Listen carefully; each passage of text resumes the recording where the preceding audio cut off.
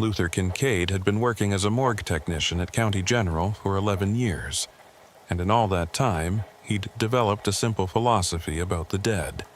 They told stories, but only if you knew how to listen. Every scar, every tattoo, every callus on a palm or bend in a finger spoke volumes about who a person had been before they ended up on his steel table.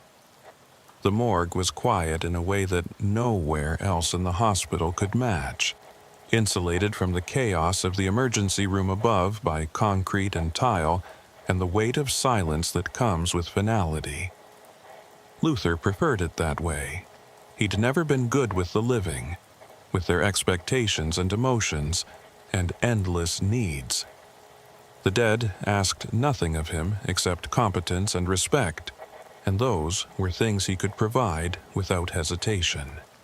It was a Tuesday night in October when they brought in the body that would unravel everything Luther thought he understood about his own past. The call came at 3:17 a.m., and he was alone in the facility except for the security guard making rounds upstairs. Dr. Elsie Trumbull, the medical examiner, had gone home hours earlier after finishing the day's autopsies, leaving Luther to handle any intake that arrived during the night shift. He was used to the solitude, even preferred it. There was something meditative about the work when no one else was around. Just him and the bodies and the hum of the refrigeration units maintaining their constant 38 degrees. The paramedics wheeled in a black body bag on a gurney, and Luther noticed immediately that they seemed eager to leave. They handed him the paperwork without making eye contact, mumbled something about finding the body in an abandoned warehouse on the east side, and were gone before he could ask any follow-up questions. That wasn't entirely unusual. Some people couldn't handle being in the morgue even for a few minutes, as if death might be contagious. Luther unzipped the bag and began his initial examination, documenting everything with the methodical precision that had become second nature over the years. The body was male, approximately 45 to 50 years old, with no visible signs of trauma. No gunshot wounds, no stab marks, no obvious cause of death that Luther could determine from external examination. The man was dressed in ordinary clothes, jeans, and a flannel shirt, both worn but clean. His hands showed no defensive wounds, no bruising on the knuckles that might suggest a fight. His fingernails were trimmed and clean. Everything about him seemed completely unremarkable. The kind of case that would probably be ruled natural causes pending toxicology and autopsy results.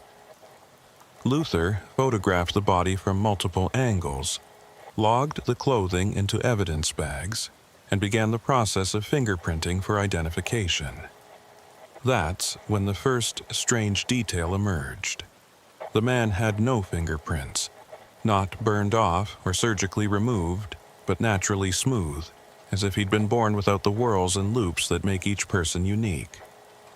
Luther had heard of a rare genetic condition called dermatoglyphia that caused this, but he'd never actually encountered it in all his years at the morgue. He made a note in his documentation and moved on to photographing distinguishing marks. The man had several scars, a thin line along his left forearm that looked surgical, a small circular mark on his right shoulder that might have been from a vaccination or a cigarette burn, and something else that made Luther stop and stare. On the inside of the man's left wrist, barely visible unless you were looking for it, was a small tattoo. Not a design or symbol, but a series of numbers in faded black ink, the kind of tattoo that had been there for decades, slowly blurring into the skin. Luther leaned closer, adjusting his examination light to get a better look. The numbers were 092847, and underneath them, in even smaller letters, was a single word that made Luther's breath catch in his throat. The word was mercy, and Luther recognized it immediately because he'd seen those exact numbers and that exact word before. In a photograph he kept locked in a drawer at his apartment. A photograph of himself as a child standing next to a man whose face he could barely remember. Luther stepped back from the table, his hands suddenly shaking. He pulled off his gloves and walked to the sink, running cold water and splashing it on his face.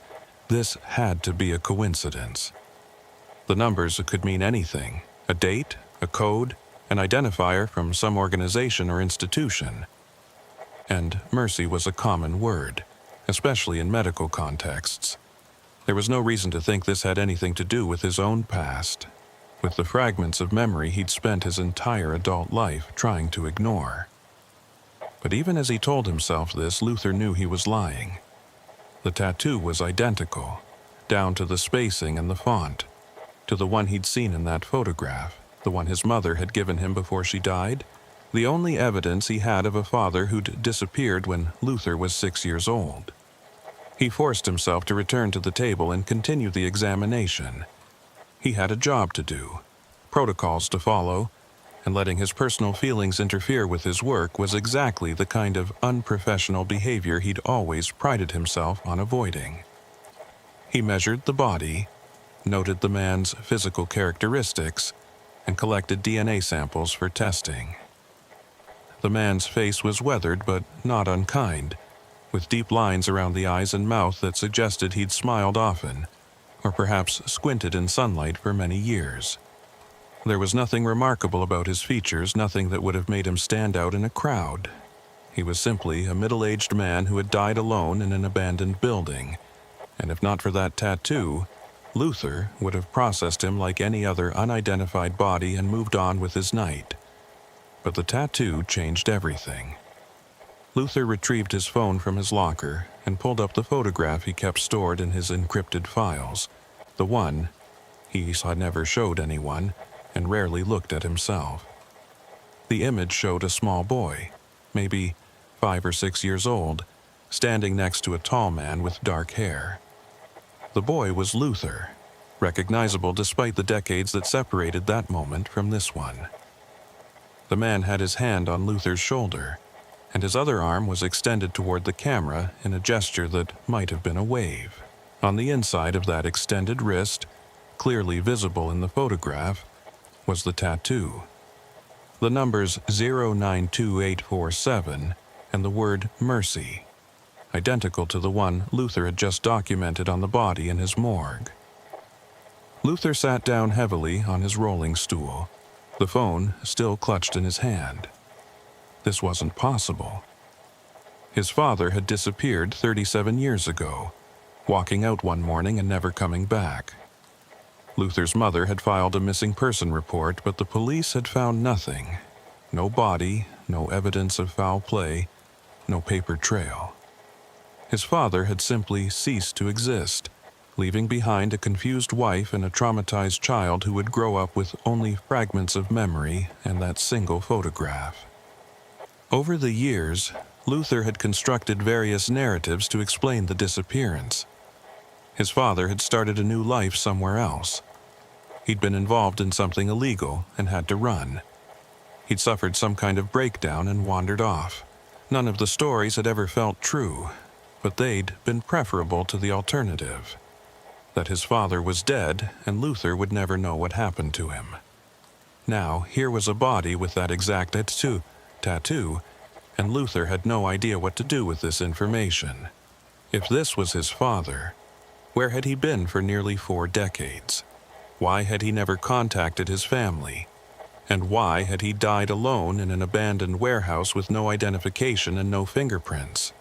The questions multiplied faster than Luther could process them, each one leading to darker possibilities. He knew he should call Dr. Trumbull immediately, should recuse himself from this case due to the potential personal connection. But something held him back. If this was his father, Luther needed to know the truth before anyone else got involved, before the case became official and he lost his chance to understand what had really happened. He spent the next hour conducting the most thorough external examination he'd ever performed, documenting every detail of the body with obsessive precision.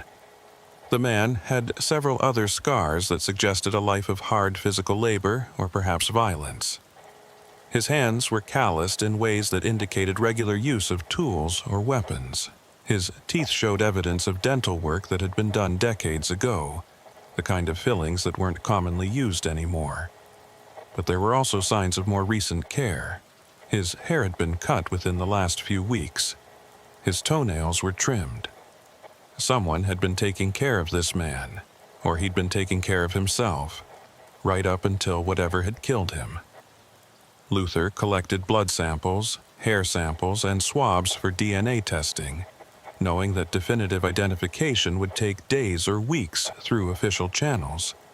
But he also collected an additional set of samples, ones he didn't log in the official documentation. Samples he intended to send to a private lab for expedited testing using his own DNA as a comparison. If this was his father, he needed to know as soon as possible, before he had to face Dr. S. Trumbull and Detective Jonas Merriweather, who would inevitably be assigned to investigate the death of an unidentified man. As dawn began to break outside, Luther finally wheeled the body into the cold storage unit, sliding the drawer closed with the hollow metallic sound that had become the soundtrack of his professional life. He cleaned the examination room with the same meticulous attention he gave to everything else, ensuring that no trace of his presence remained beyond what the official documentation required. Then he sat in his small office and stared at the paperwork, trying to decide what to report and what to keep to himself. The smart thing would be to tell the truth immediately, to explain the potential connection and let someone else handle the case. But Luther had spent his entire career in this basement, surrounded by the dead, specifically because he didn't trust the living to handle things properly.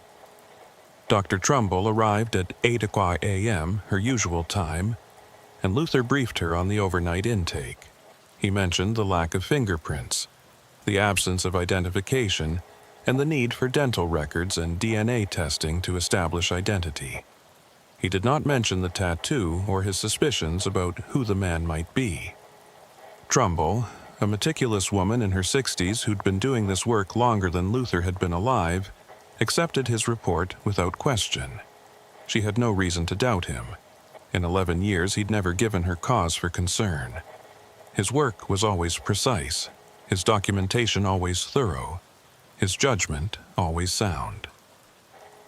The autopsy was scheduled for the following morning, which gave Luther 24 hours to decide what he was going to do. He went home to his small apartment, a space as sparse and functional as his office at the morgue, and tried to sleep. But every time he closed his eyes, he saw that tattoo, those numbers that connected him to a man he barely remembered. He thought about his mother, who died 5 years earlier without ever knowing what happened to her husband.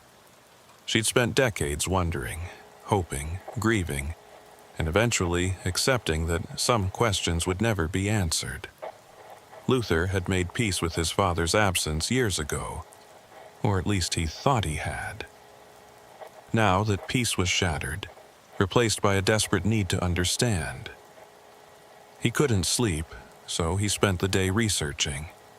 He pulled out boxes of his mother's belongings that he'd never had the heart to go through after her death, looking for any information about his father that might help him understand the tattoo. In a shoebox filled with photographs and papers, he found his father's discharge papers from the military. The man had served in the Army for 6 years, discharged honorably in 1978, 2 years before Luther was born. The numbers on the tattoo, 092847, didn't match his service number or any other identifier Luther could find in the documents. But the word mercy appeared again, this time in a letter his father had written to his mother from somewhere overseas, a location that had been redacted by military censors. The letter was brief and impersonal, the kind of communication that revealed nothing while seeming to say everything. I'm safe, and the work continues. The project at Mercy is making progress. I can't tell you more, but I think about you every day. I'll be home soon. The letter was dated March 1979, and whatever project his father had been working on, it had been classified enough to warrant redaction, even in personal correspondence. Luther had never known his father had been involved in anything beyond ordinary military service. His mother had always described him as a mechanic, someone who fixed things, not someone involved in classified projects with ominous names like Mercy. Luther spent hours searching online for any reference to a military project called Mercy, but found nothing concrete. There were dozens of operations and facilities with similar names, but none that matched the time frame or context of his father's service. He considered reaching out to military archives, but that would take weeks or months and would require explaining why he was inquiring. He was running out of time. The autopsy was scheduled for tomorrow morning, and once Dr. Trumbull opened the body, any chance Luther had of controlling the narrative would disappear. He needed answers now, and there was only one person who might be able to provide them. Detective Jonas Merriweather had been with the police department for 23 years, and in that time he'd worked with Luther on dozens of cases.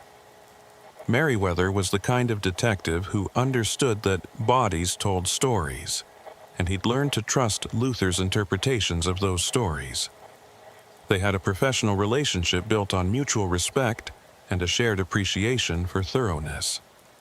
If Luther was going to tell anyone about his suspicions, Merriweather was the logical choice. But trust was a complicated thing, and Luther wasn't sure he was ready to expose his own connection to a case that might become a homicide investigation. At 11 p.m., 16 hours after the body had arrived, Luther returned to the morgue. He wasn't scheduled to work, but no one questioned his presence. He often came in during off hours to catch up on paperwork or prepare for upcoming autopsies. He used his key card to access the cold storage unit and pulled out the drawer containing the unidentified man. In the harsh fluorescent light, the body looked even more unremarkable than it had during the initial examination. Just another dead man awaiting autopsy, one of thousands that passed through this facility every year. But Luther knew this wasn't just another case, and the weight of that knowledge made his chest tight with anxiety. He photographed the tattoo again, this time with a scale marker and better lighting, documenting it from every angle. Then he did something he'd never done before in his entire career. He took a scalpel and made a small incision on the man's inner forearm, carefully removing a section of skin that contained the tattoo. He preserved it in formaldehyde, sealed it in a specimen jar, and labeled it with a code that only he would recognize. It was evidence tampering, the kind of thing that could cost him his career and possibly his freedom if anyone found out. But Luther justified it by telling himself he was preserving evidence, not destroying it. If this was his father, that tattoo was his only proof of identity, and he needed to ensure it wasn't lost during the autopsy process. The incision was small enough that it might not be noticed immediately, especially if Luther positioned the arm carefully during the autopsy. And if it was noticed, he could claim it had happened during the initial examination, an accidental cut while he was collecting samples. It wasn't a perfect plan, but it was the best he could manage given the circumstances. He returned the body to cold storage and went to his office, where he sat in the dark and thought about what he'd just done. He'd crossed a line that he'd never imagined crossing, compromised his integrity in a way that made him feel sick. But he'd also done what he needed to do to protect the only evidence he had of his father's existence. The autopsy began at 9 a.m. the next morning. Dr. Trumbull was her usual efficient self, making the Y incision and beginning the systematic examination of internal organs. Luther assisted, as he always did, handing her instruments, taking notes, photographing each step of the process. Merriweather was there as well, standing at a respectful distance and observing. The detective had been called in because any unidentified body was treated as a potential homicide until proven otherwise. Luther focused on his work, trying to ignore the fact that he was helping to dissect a man who might be his father. The internal examination revealed the cause of death. The man had suffered a massive coronary event, a complete blockage of the left anterior descending artery that would have killed him within minutes. There were no signs of foul play, no toxins in his system, no evidence of anything except a heart that had simply stopped working. It was the most common cause of death that Luther encountered, and under any other circumstances it would have been a straightforward case. Natural causes, no further investigation required. But the lack of identification and the strange circumstances of the body's discovery meant that Merriweather would have to follow up, would have to try to figure out who this man was and why he'd died alone in an abandoned building. During the autopsy, Dr. Trumbull noticed the small incision on the man's forearm. She paused, examining it carefully, and Luther felt his heart rate spike with anxiety. "Did you document this during intake?" she asked, her voice neutral but curious. Luther nodded, keeping his expression professionally blank. "Yes, it was present when the body arrived. I assumed it was perimortem, possibly from falling against something in the warehouse." Trumbull accepted this explanation without further comment, and Luther exhaled slowly, relieved that his deception had worked. But he could feel Merriweather's eyes on him, the detective's trained instinct sensing that something was off, even if he couldn't identify what. After the autopsy concluded and the body was returned to storage, Merriweather pulled Luther aside. "I need you to be straight with me," the detective said quietly. "Is there something about this case that you're not telling me?" Luther had prepared for this question, had rehearsed his response, but actually, lying to Merriweather's face was harder than he'd anticipated. "I don't know what you mean," he said, hating how defensive he sounded. "It's a standard unidentified body, middle-aged male, died of a heart attack. What else is there to tell?" Merriweather studied him for a long moment, and Luther could see the detective weighing his options, deciding whether to push harder or let it go. Finally, Merriweather said, "I've worked with you for a long time, Luther. Long enough to know when something's bothering you. If there's anything I should know about this case, anything that might help me identify this guy, I need you to tell me." Luther wanted to confess everything, wanted to explain about the tattoo and the photograph and his missing father. But the words wouldn't come. Instead, he said, "I'll let you know if I think of anything," and walked away before Merriweather could press further. The DNA results from the private lab came back 3 days later, sent to Luther's personal email with the subject line, "Paternity test results."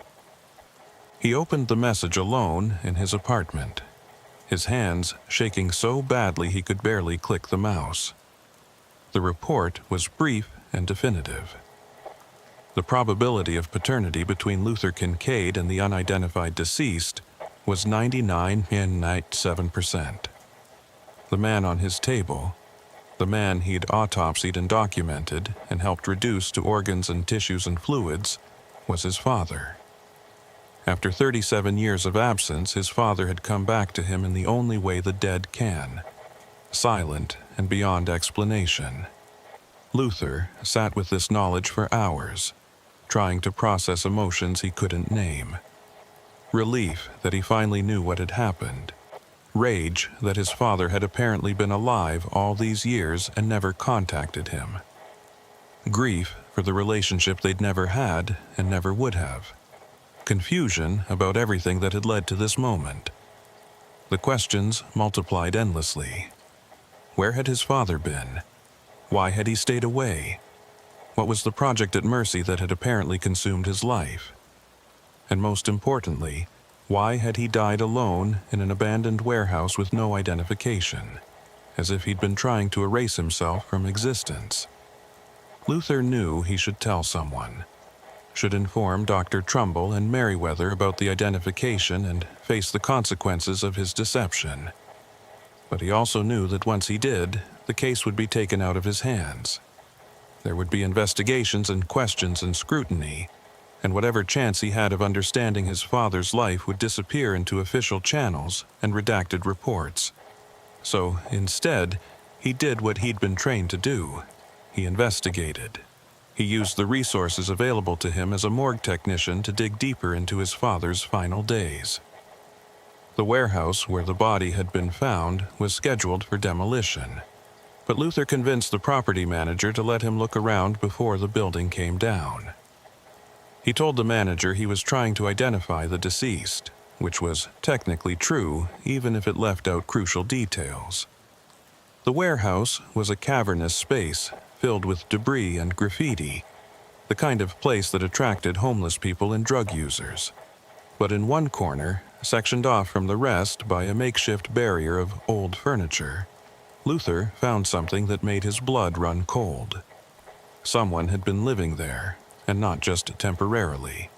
There was a sleeping bag, a camp stove, and several boxes of belongings that included books, papers, and what looked like research materials.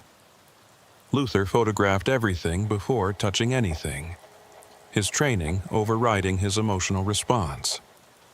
Among the papers, he found notebooks filled with dense handwriting, mathematical equations that meant nothing to Luther, and diagrams of what might have been biological systems or mechanical designs.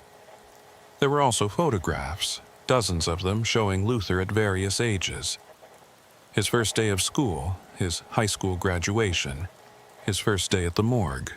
His father had been watching him, documenting his life from a distance, never making contact but always present in some invisible way.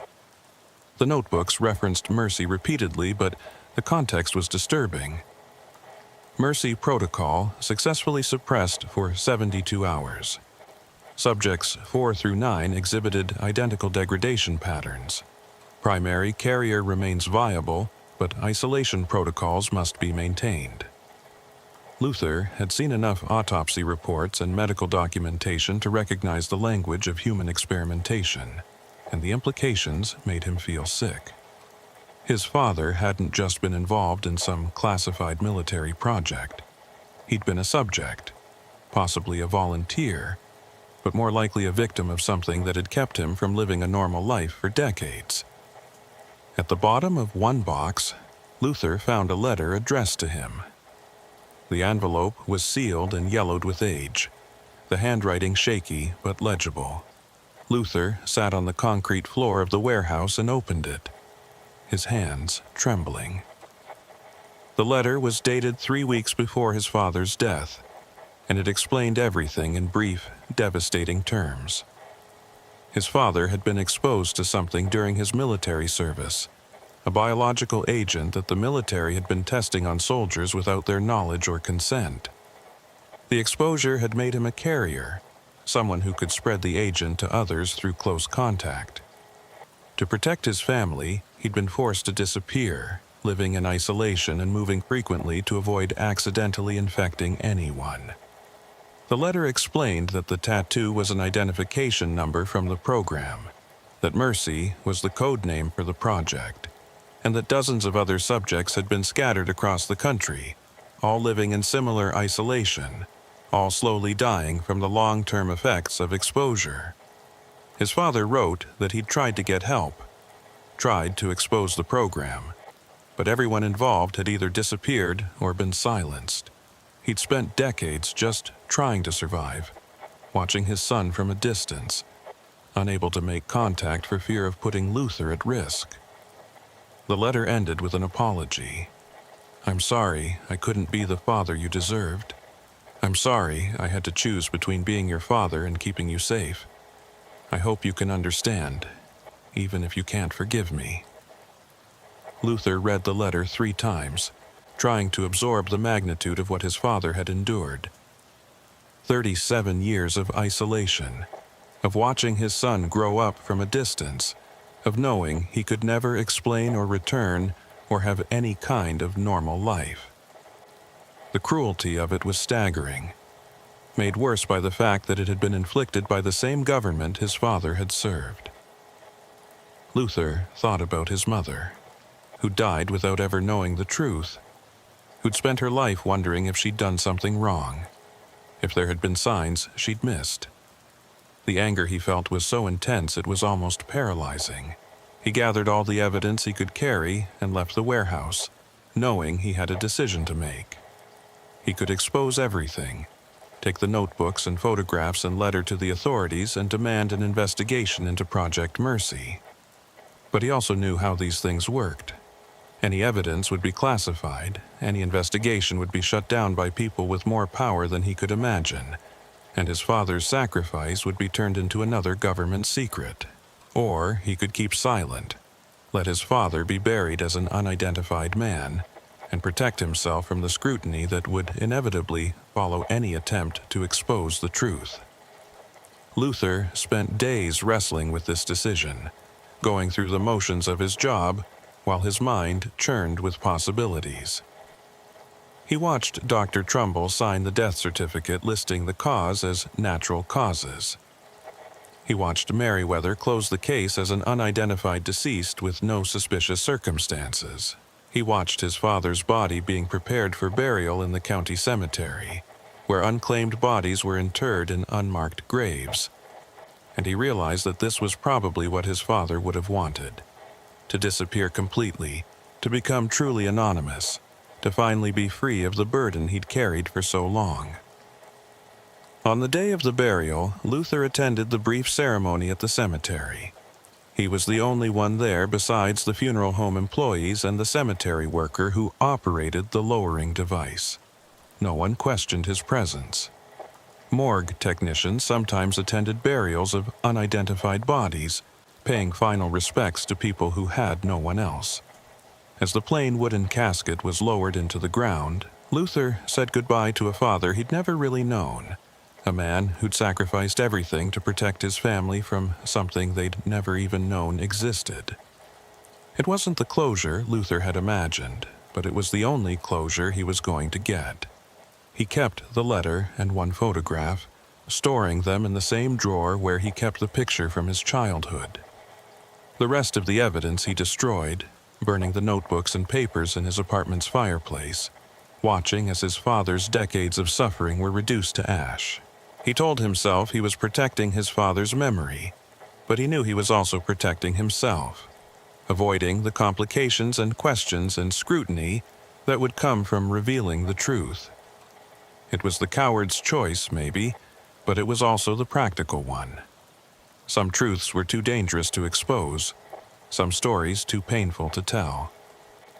Detective Merriweather never stopped watching him, though. Luther could feel the detective's suspicion every time they worked together, could see the questions in Merriweather's eyes even if he never voiced them. About a month after the burial, Merriweather stopped by the morgue during Luther's shift, ostensibly to follow up on a different case, but really to probe for information. "That unidentified body from October," Merriweather said casually. "I've been thinking about it. Something about that case still bothers me." Luther kept his eyes on his work, carefully cataloging evidence from a recent autopsy. "Sometimes cases just don't have satisfying answers," he said. "Not everything can be solved." "True," Merriweather agreed. "But usually when something bothers me like this, it's because I'm missing something obvious. Like maybe there was information available that I didn't get." Luther could feel the detective's eyes on him, could sense the trap being carefully laid. "I documented everything I found," Luther said firmly. "If there was more to discover, it wasn't obvious to me either." Merriweather was quiet for a moment, then said, "You know what I think, Luther? I think that sometimes people keep secrets because they think they're protecting someone. But secrets have a way of becoming their own kind of prison." Luther finally looked up, meeting the detective's gaze directly. "Some prisons are more comfortable than others," he said quietly. "And some secrets are kept because exposing them would hurt more people than it would help." Merriweather studied him carefully, and Luther could see the detective making calculations, deciding whether to push harder or let it go. Finally, Merriweather nodded slowly. "If you ever decide you want to talk about anything, my door's open," he said. "Not as a detective, just as someone who's seen enough of death to know that carrying it alone is harder than it needs to be. Then he left, and Luther was alone again with the dead. In the months that followed, Luther noticed changes in himself that he couldn't fully explain. He found himself researching Project Mercy obsessively, looking for any trace of the program or its other victims. He created encrypted files documenting everything he'd learned, compiling evidence that he told himself he was preserving for some future reckoning, even though he knew he'd probably never use it. He started attending support groups for children of missing parents, listening to stories of loss and abandonment that echoed his own experience, though he never shared his own story.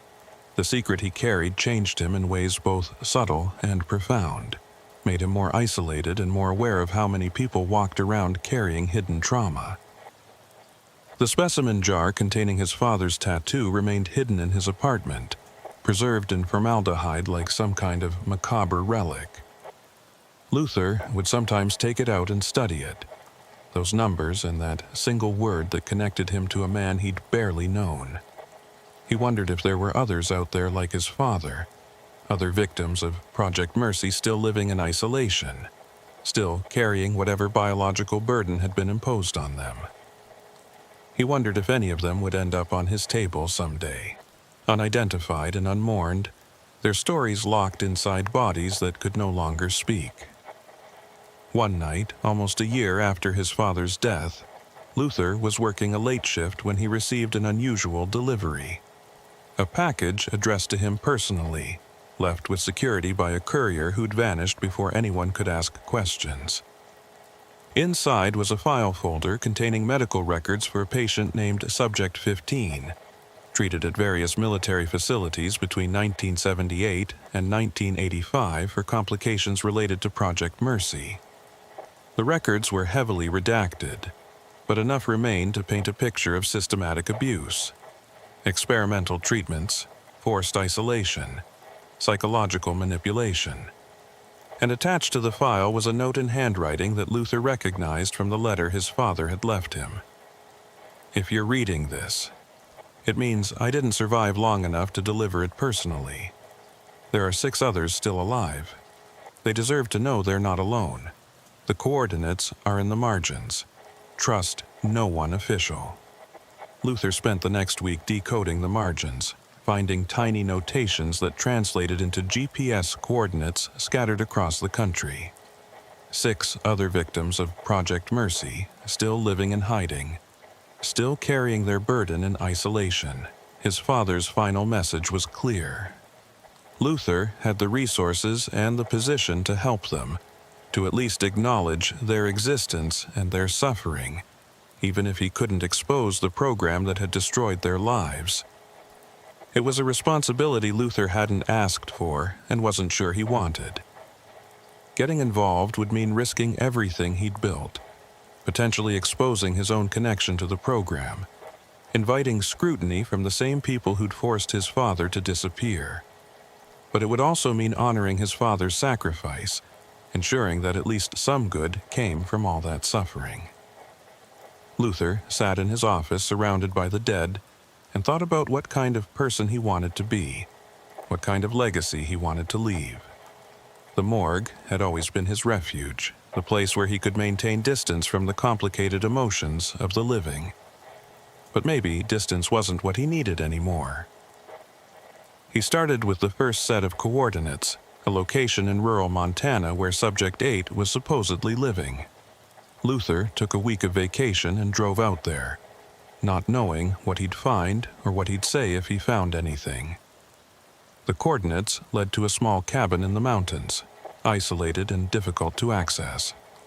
An elderly man answered Luther's knock, his eyes wary and frightened, until Luther showed him the photograph of his father's tattoo. Then the man's face crumpled with something that might have been relief or grief or both. "I thought I was the only one left," the man said. "I thought they'd forgotten about us." Luther spent 3 days with Subject 8, whose real name was William, listening to stories that paralleled his father's experience. William had also been exposed during military service, had also been forced into isolation to prevent spread of the biological agent, had also watched his life slip away year by year while the government denied everything. He showed Luther his own tattoo, different numbers but the same word underneath. Mercy. They shared a bitter laugh at the irony. There had been no mercy in what was done to them, only cruelty disguised as necessity, sacrifice demanded without consent or compensation. Over the next several months, Luther visited 3 more of the survivors. Each had the same story, the same tattoo, the same decades of isolation and fear. They were elderly now, their bodies breaking down from age and from whatever they'd been exposed to all those years ago. Some were angry, demanding that Luther expose the program and get them justice. Others were resigned, too tired to fight anymore, just grateful to finally talk to someone who understood. Luther documented everything, recorded their stories, photographed their tattoos. He built a case that could potentially blow open one of the military's darkest secrets. But he also saw the cost that exposure would exact. These were fragile people living on the margins, surviving day by day through sheer determination and careful routine. Dragging them into the spotlight would destroy them, even if it succeeded in forcing accountability. And success was far from guaranteed. More likely, they'd be discredited, their evidence classified, their stories dismissed as the delusions of elderly people desperate for attention. Luther had worked in death long enough to know that justice was rare and closure was even rarer. Sometimes, the best you could hope for was acknowledgement, the simple recognition that suffering had occurred and mattered. He made his decision on a cold January night, 1 year and 3 months after his father's death. Luther compiled all his evidence into a single encrypted file and sent copies to 3 journalists he'd researched carefully, people with track records of handling sensitive material and protecting sources. He included detailed instructions. The story could only be published after all 6 surviving subjects had died, ensuring they'd be spared the trauma of media attention and government retaliation. Until then, the journalists were to investigate quietly, gather additional evidence, and prepare for eventual publication. It wasn't the immediate justice that part of him craved, but it was the responsible choice, the one that prioritized the victim's well-being over his own need for vengeance. Dr. Trumbull announced her retirement in February, and during her farewell party, she pulled Luther aside. "I've worked with a lot of technicians over the years," she said, "but you're the most dedicated I've ever known.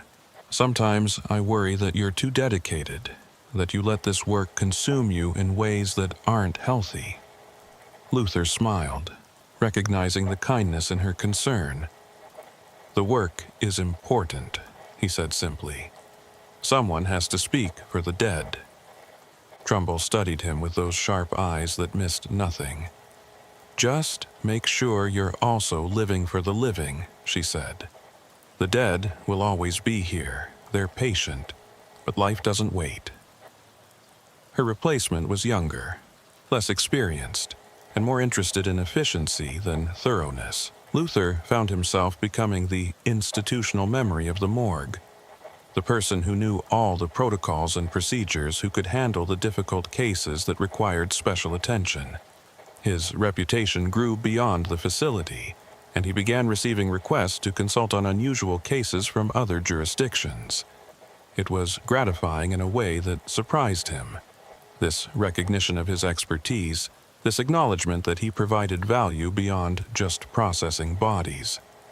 Detective Merriweather retired as well, but not before stopping by one final time. "I never figured out what you were hiding about that October case," he admitted. "But I did figure out that you had good reasons for hiding it. Sometimes I think about it, wonder if I should have pushed harder.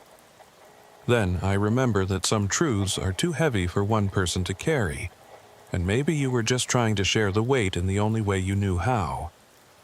Luther didn't confirm or deny anything, just shook the detective's hand and thanked him for years of professional collaboration.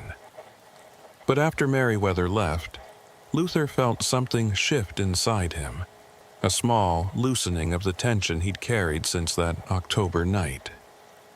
3 years after his father's death, Luther received word that William, Subject 8, had passed away from complications of pneumonia. Then, Subject 12 died 6 months later from a stroke. One by one, the survivors were reaching the end of their long, isolated lives.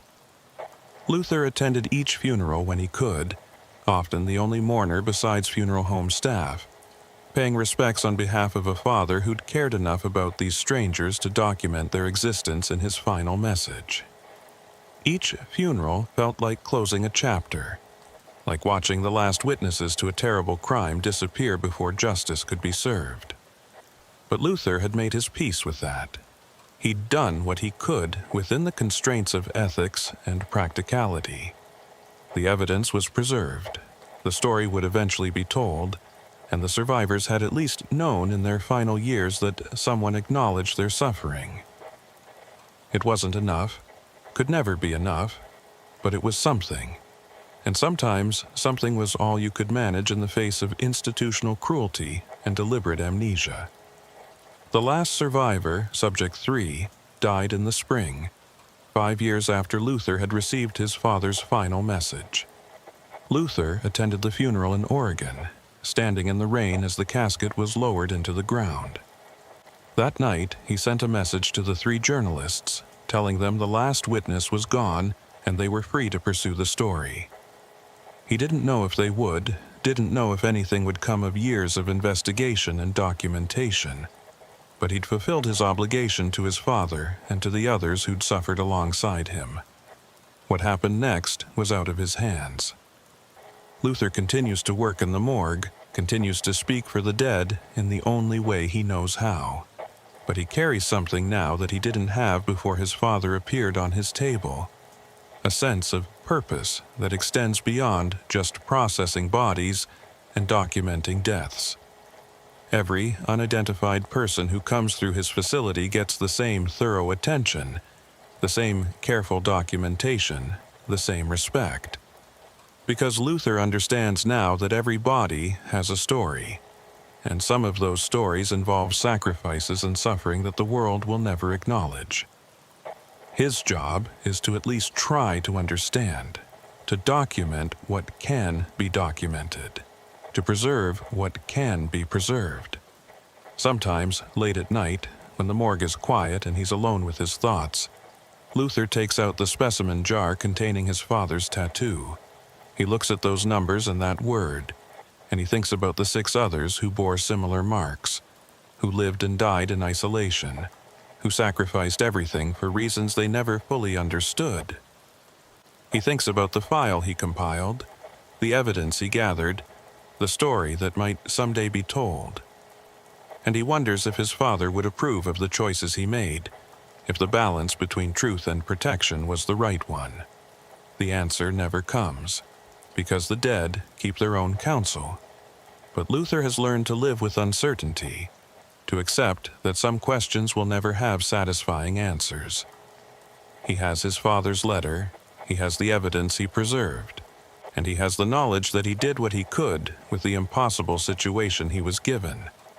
It's not closure, exactly, but it's something close enough to pass for it in the cold mathematics of death that govern his daily life. And every time a new body arrives, every time he documents scars and marks and the physical evidence of a life lived, Luther remembers that everyone carries secrets.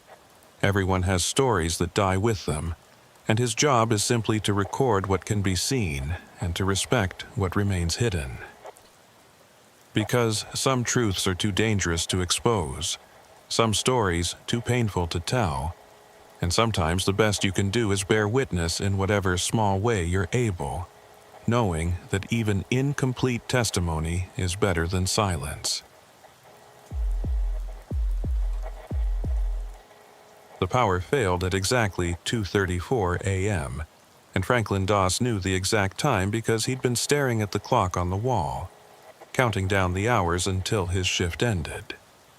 He'd been working as a morgue technician at Memorial County Hospital for 6 years, and in all that time, he'd never experienced a complete power failure. The hospital had backup generators that were supposed to kick in within seconds of any outage, maintaining power to critical systems throughout the facility. But on this particular November night, when the lights went out, they stayed out. The sudden darkness was absolute and disorienting, the kind of blackness that made Franklin question whether his eyes were actually open. He stood frozen in the main examination room, his hands still wet from washing instruments, listening to the sudden silence as the refrigeration units shut down and the ventilation system stopped its constant hum. Franklin's first thought was for the bodies in cold storage. There were 7 of them currently, ranging from a traffic fatality that had come in that afternoon to an elderly woman who'd died in hospice care 3 days ago and was awaiting pickup by her family. The cold storage units were well insulated and could maintain safe temperatures for several hours without power. But the longer the outage lasted, the more problematic it would become.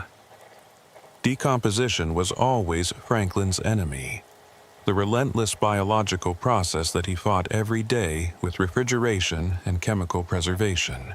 Without power, that enemy would begin winning battles that Franklin had no way to fight. He fumbled in his pocket for his phone, using its flashlight to navigate through the darkness.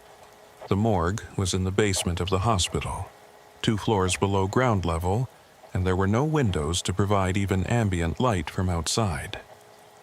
Franklin made his way to his small office and retrieved the emergency flashlight from his desk drawer, then headed toward the corridor that led to the hospital's main building. He needed to find out what was happening, needed to know when power would be restored, needed to contact maintenance or administration or whoever was responsible for getting the generators online. The corridor was as dark as the morgue, and Franklin's footsteps echoed off the concrete walls in a way that made the space feel larger and more ominous than it did during normal operations. He reached the stairwell and climbed to the ground floor, where he expected to find emergency lighting and staff dealing with the crisis. Instead, he found more darkness and an eerie quiet that suggested the entire hospital had been affected by the outage. This made no sense. Hospitals had redundant backup systems specifically to prevent this kind of situation. Even if the main generators failed, there should be battery-powered emergency lights throughout the building. Franklin found a nurse's station on the ground floor, where 3 nurses were using their phones as flashlights and trying to reach maintenance on the internal phone system. "The whole hospital is down," one of them told Franklin. "And the phones aren't working either, not even the landlines.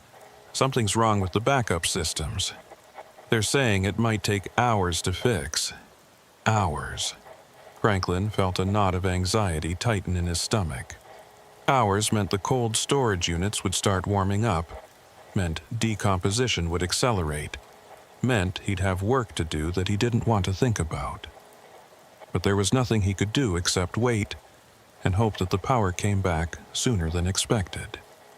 He returned to the morgue, using his flashlight to navigate the familiar space that felt suddenly foreign in the darkness.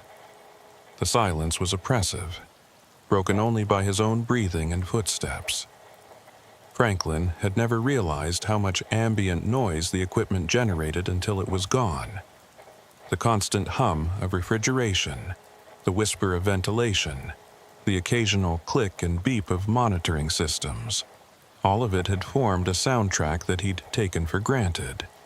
Without it, the morgue felt dead in a way that went beyond the bodies in storage, as if the space itself had ceased to function. He decided to do a visual check of the cold storage units, to ensure that all the doors were properly sealed and that nothing had been disturbed by the power failure. He made his way to the storage room, a space about 20 feet square with 8 individual refrigeration units lining the walls. Each unit was essentially a large drawer, capable of holding 1 or 2 bodies depending on size, maintained at a constant 38 degrees Fahrenheit.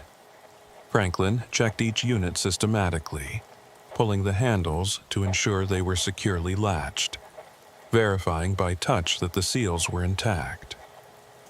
It was when he reached Unit 5 that he noticed something wrong. The handle moved too easily when he tugged on it, and the drawer slid open several inches before he could stop it. That shouldn't have been possible. The drawers had locking mechanisms that engaged automatically when they were closed, and they couldn't be opened from the inside. Franklin pulled the drawer open fully, shining his flashlight inside, and felt his breath catch in his throat. The drawer was empty, completely empty, with no body bag, no personal effects, nothing to indicate that anyone had ever been stored there. Franklin's mind raced through possible explanations. Maybe he'd miscounted the bodies. Maybe Unit 5 had been empty all along, and he'd simply forgotten. He pulled out his phone and checked his intake log, scrolling to the most recent entries. According to his records, Unit 5 should have contained the body of a middle-aged male, identified as Robert Chen, who died of a heart attack 2 days ago. The body had been brought in by paramedics at 6 o'clock p.m. on Monday evening, and Franklin had personally processed the intake, photographed the body, and logged everything according to standard protocols. There was no chance he'd made a mistake about which unit he'd used. He checked the other units systematically, pulling each drawer open and verifying the contents against his log. Units 1 through 4 and 6 through 8 all contained the bodies he expected to find. Each one properly bagged and tagged, each one exactly where it should be. Only Unit 5 was empty. The space where Robert Chen should have been now containing nothing but the cold metal surface of the drawer.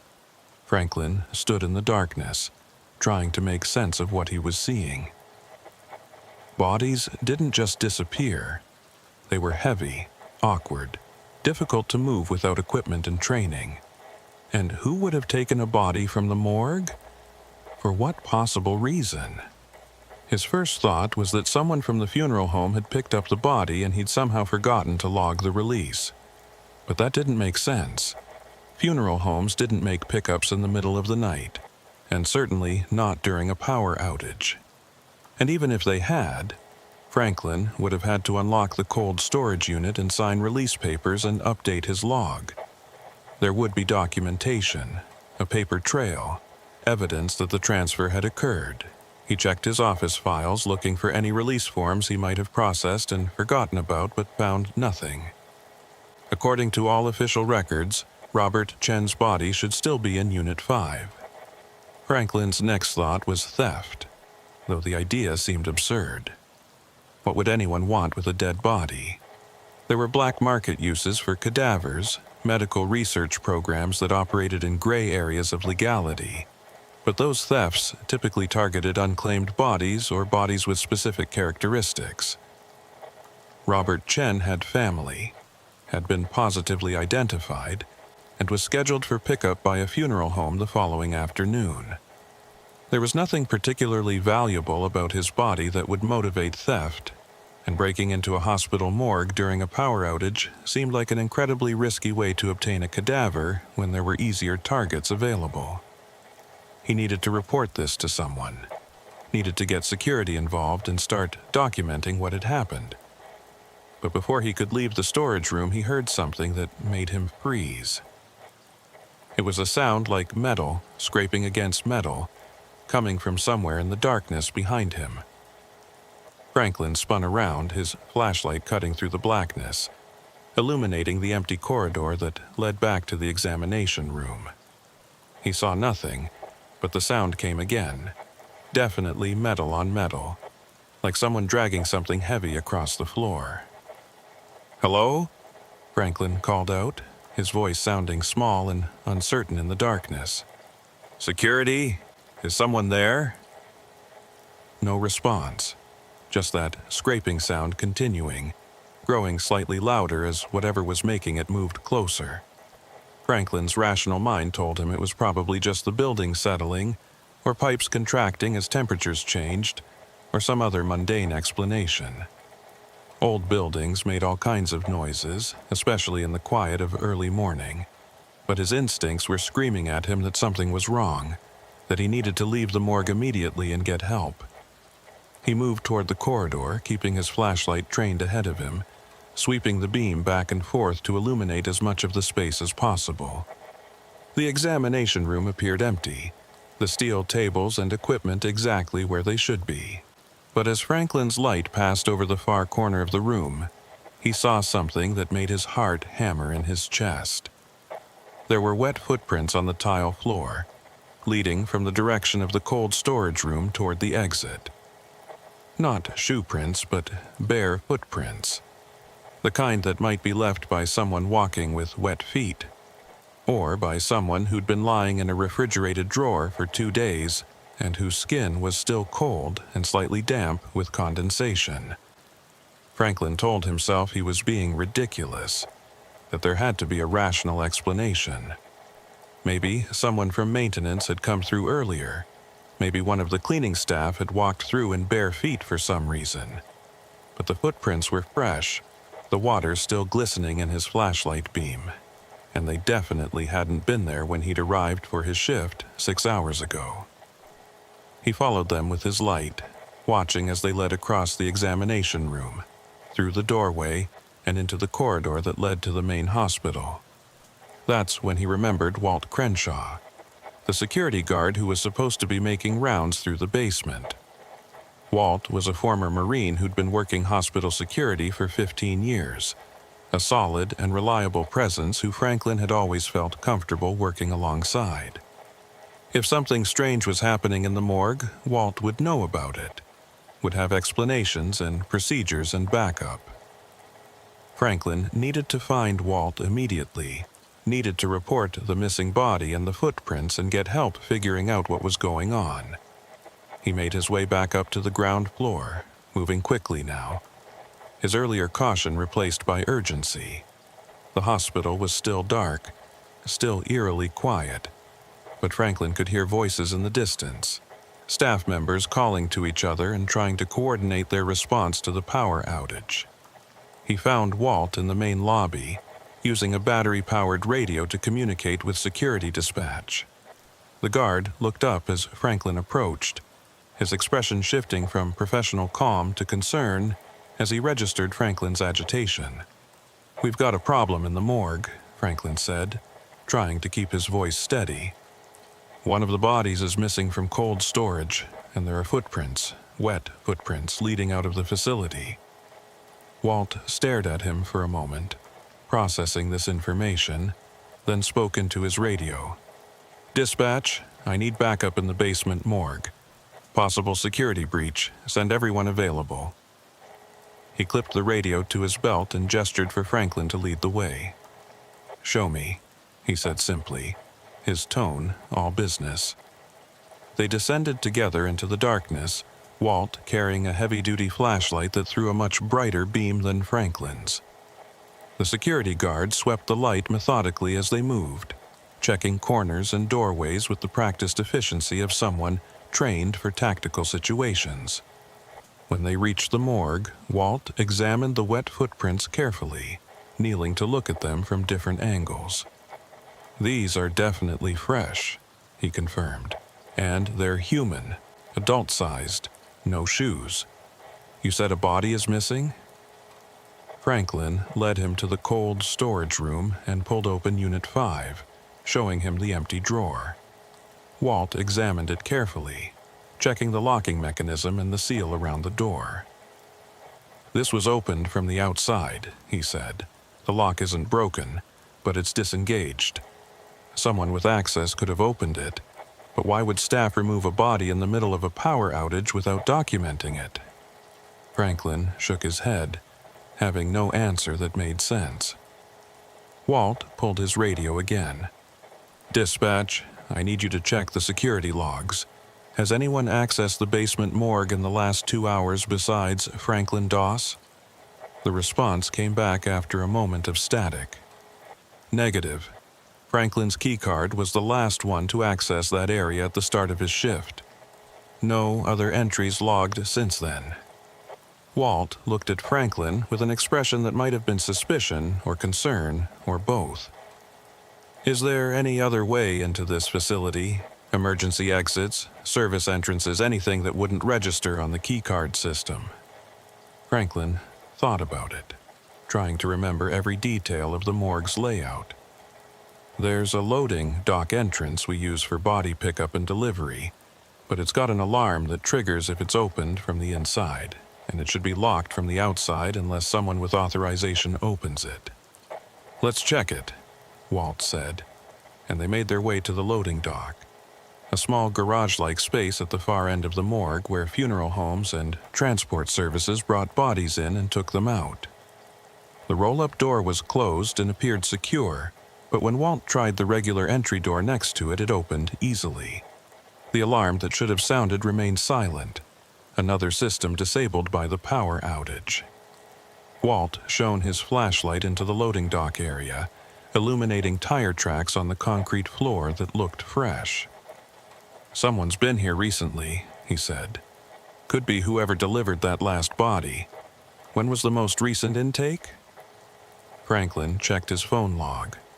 "Monday evening, 6:00 p.m. It's 5 p.m., the traffic fatality. That's almost 30 hours ago." Walt nodded slowly, his jaw tight with tension. "So, these tracks are too fresh to be from that delivery. Someone's been here tonight, during the outage. Someone who knew the alarm would be disabled, and they could get in without triggering security." He spoke into his radio again, requesting that security review any exterior camera footage that might show activity around the loading dock, though Franklin doubted any cameras would have been functioning during the power outage. They returned to the main morgue area, where 2 more security guards had arrived in response to Walt's call for backup.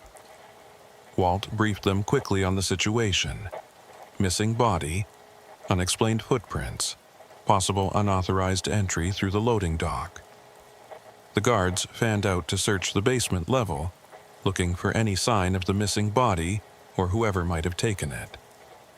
Franklin stood in his office, feeling useless and increasingly unsettled by the whole situation. This wasn't how things were supposed to work.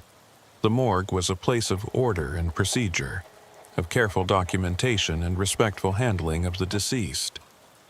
Bodies didn't disappear, and security protocols weren't supposed to fail. One of the security guards called out that he'd found something, and they all converged on a storage closet near the examination room. Inside, behind some boxes of supplies, they found a body bag. It was empty, unzipped, and discarded, but Franklin recognized it immediately as one of theirs. Each morgue body bag had a unique barcode tag, and this one matched the tag that should have been attached to Robert Chen's body. Walt examined the bag carefully, noting that it showed no signs of damage or forced opening. "Someone unzipped this normally and removed the body," he said. "This isn't theft in the conventional sense, this is methodical, planned." Franklin's mind kept circling back to those wet footprints, to the impossible implication they suggested. He knew it was insane, knew that dead bodies didn't get up and walk out of cold storage, but he also couldn't explain what he was seeing through any rational framework. He decided to check something, pulling out his phone and accessing the intake photos he'd taken of Robert Chen's body when it first arrived. He scrolled through the images, studying the man's features and physical characteristics. Chen had been in his late 40s, average height and build, with no distinguishing marks or tattoos. The cause of death was cardiac arrest, confirmed by the paramedics who'd responded to the 911 call from Chen's apartment. "Wait," Franklin said, something clicking in his mind. The paramedics' report mentioned that Chen had been dead for at least an hour before they arrived. His neighbor called it in, said she heard a loud thump from his apartment and went to check on him. When she found him, he was already cold. Walt looked at him with interest. "So?" Franklin scrolled through his notes, finding the detail that had caught his attention. So, Chen's body was cold when it arrived here. Much colder than it should have been if he'd only been dead for an hour or two. I remember thinking it was odd at the time, that maybe the apartment had been really cold or something. But his core temperature was unusually low, even for a recent death. Walt considered this. You think something was wrong with the body before it got here? That maybe Chen wasn't actually dead? Franklin shook his head. No, he was definitely dead. I verified absence of vital signs, checked for rigor mortis, did everything by protocol. There's no way he was alive when he came in here. But even as he said it, Franklin felt a creeping doubt. He'd been working in the morgue for 6 years, had processed hundreds of bodies, and he'd never made a mistake about whether someone was actually deceased. But there were edge cases he'd heard about. Rare conditions where people appeared dead but weren't, where metabolic processes slowed to the point that they mimicked death. The power came back on suddenly, fluorescent lights flickering to life and filling the morgue with their harsh illumination. The refrigeration units hummed back to life, and the ventilation system resumed its constant whisper. The normal sounds and lights of the facility should have been comforting, but instead they made Franklin more aware of how violated the space felt, how the careful order of his workplace had been disrupted by something he didn't understand. Walt's radio crackled with traffic as security dispatch came back online, coordinating the hospital's response to the extended outage.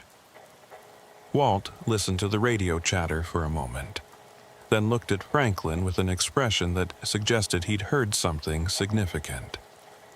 Dispatch says there's been an incident on the 3rd floor. A patient wandered away from his room during the outage and hasn't been located yet. They're doing a floor-by-floor search.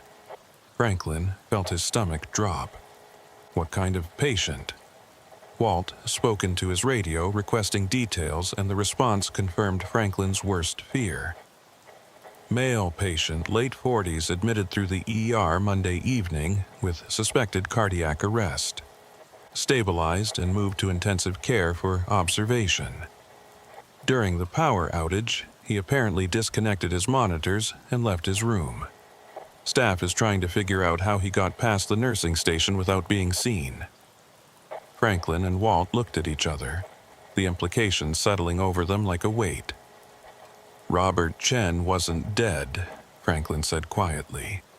Or he was dead, and then he wasn't. Somehow, between the time he arrived here and now, he either revived or was never dead to begin with. Walt shook his head slowly. That's not possible. You said you verified death, followed all the protocols. And even if there was some mistake, how would he have gotten from the morgue to the ICU? Did someone realize the error and move him without documenting it? Franklin pulled up his intake records again, looking for something he might have missed. The paramedic report clearly stated that Chen had been found unresponsive in his apartment, with no pulse and no respirations. They'd performed CPR and used an AED, but gotten no response. Chen had been declared dead at the scene by the responding paramedics, who'd then transported his body to the hospital morgue as per standard protocol. There should have been no confusion about his status. He was dead, officially and definitively, when he arrived in Franklin's care. We need to check the security footage, Walt said. Even though the power was out, some of our cameras have battery backup that should have kept them recording. If Chen somehow got from the morgue to the ICU, we'll have video of it. They made their way to the security office, where a tech was already reviewing footage from the outage period. Walt explained what they were looking for, and the tech pulled up multiple camera feeds, displaying them on a wall of monitors. Most of the cameras had gone dark during the outage, but a few key locations had maintained recording thanks to backup batteries. One of those locations was the corridor outside the morgue. The tech pulled up that footage, starting from about 30 minutes before the power failure. For a while, nothing happened. The corridor was empty, the timestamp ticking forward. Then, at exactly 2:34 a.m., the lights went out, and the image quality degraded significantly as the camera switched to battery power and infrared recording. The corridor appeared in murky green and black, the infrared illuminators casting strange shadows that made everything look ghostly and surreal. At 2:41 a.m., something moved in the frame. A figure emerged from the morgue entrance, moving slowly and unsteadily. In the infrared footage, it was difficult to make out details, but the figure appeared to be male, naked or nearly so, moving with the stiff gait of someone in pain or disoriented. The figure paused, seeming to look around, then moved toward the stairwell that led to the upper floors. "That's our missing person," Walt said grimly. "That's Chen or someone, leaving the morgue during the outage." The tech switched to other camera feeds, tracking the figure's progress through the hospital.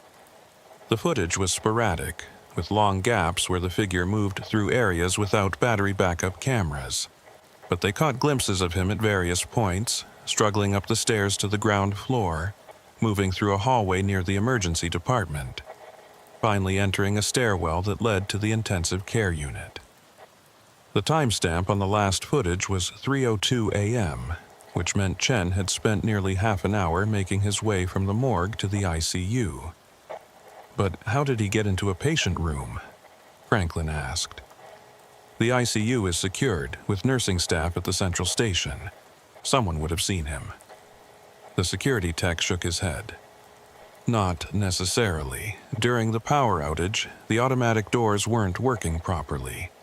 The ICU staff was dealing with emergency protocols, making sure critical patients had backup ventilation and monitoring.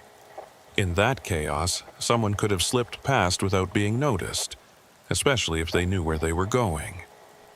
Walt made a call on his radio, speaking directly to the security supervisor who was coordinating the search for the missing ICU patient. "I need you to check something. Does the patient who wandered away from the ICU match the description for a Robert Chen who was brought to the morgue Monday evening?" There was a pause, the sound of the supervisor checking records, and then the response came back. "Affirmative, patient in ICU room 347 is listed as Robert Chen, admitted Monday evening with cardiac arrest. According to his chart, he was brought to the ER by paramedics who'd been unable to resuscitate him. ER staff got a pulse back and moved him to ICU for monitoring. He was stable when the power went out." Franklin felt like the floor had dropped out from under him. "That's impossible. Chen's body was in my morgue. I processed his intake, stored him in Unit 5. There's no way he could have been in the ICU at the same time." Walt looked at the security tech. "Pull up footage from the ER Monday evening, around 6 o'clock p.m. Let's see what actually happened when that body arrived."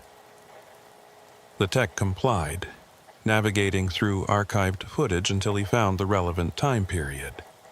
The loading dock camera showed a paramedic unit arriving at 6:04 p.m., with two medics unloading a gurney that carried a body bag. They watched as the paramedics wheeled the gurney into the hospital through the ER entrance. The tech switched to ER cameras, following the gurney's progress. Instead of heading to the morgue, the gurney was taken to a trauma bay, where ER staff immediately began working on the body. Franklin watched in confusion as doctors performed CPR, administered medications, and used a defibrillator. After several minutes of intense activity, the monitors showed signs of life: a heartbeat, respirations, vital signs stabilizing. The patient, who should have been dead, was alive. "They resuscitated him in the ER," Walt said. "But if Chen was revived in the ER, then whose body did you process in the morgue?" Franklin felt a chill run down his spine. "I don't know. The paramedics brought the body bag directly to me, or at least I thought they did. But if Chen was taken to the ER, then someone else brought me a different body." He tried to remember the details of that intake, tried to picture the paramedics who'd delivered the body. but his memory was frustratingly vague.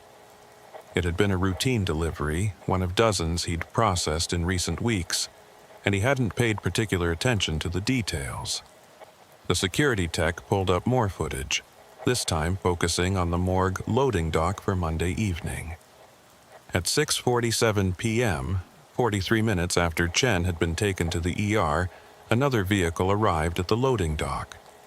This one wasn't a paramedic unit, but an unmarked white van. 2 people in hospital scrubs emerged from the van, unloaded a gurney with a body bag, and wheeled it into the morgue. Franklin appeared in the footage moments later, meeting the people at the entrance and accepting the delivery. In the footage, Franklin could see himself checking paperwork and helping to transfer the body to a morgue gurney. The entire exchange took less than 5 minutes. "I don't remember that," Franklin said, his voice barely above a whisper. "I don't remember those people or that van. I remember the paramedics bringing Chen's body directly from the scene, but that's not what this footage shows." Walt put a hand on his shoulder. "During the power outage, did you hit your head or lose consciousness at any point? Could you have been confused about which body you processed?" Franklin shook his head emphatically. "No, I was completely lucid. I remember the intake, remember processing the body, remember storing it in Unit 5. But the details don't match what I'm seeing in this footage." The security supervisor arrived at that moment, looking harried and concerned. "We found Chen," he reported. "He's back in his ICU room. Claims he doesn't remember leaving, doesn't know how he got disconnected from his monitors. Medical staff is evaluating him now, but he appears physically fine apart from being confused and disoriented." Walt thanked the supervisor, then turned back to Franklin. "So, we have 2 mysteries here.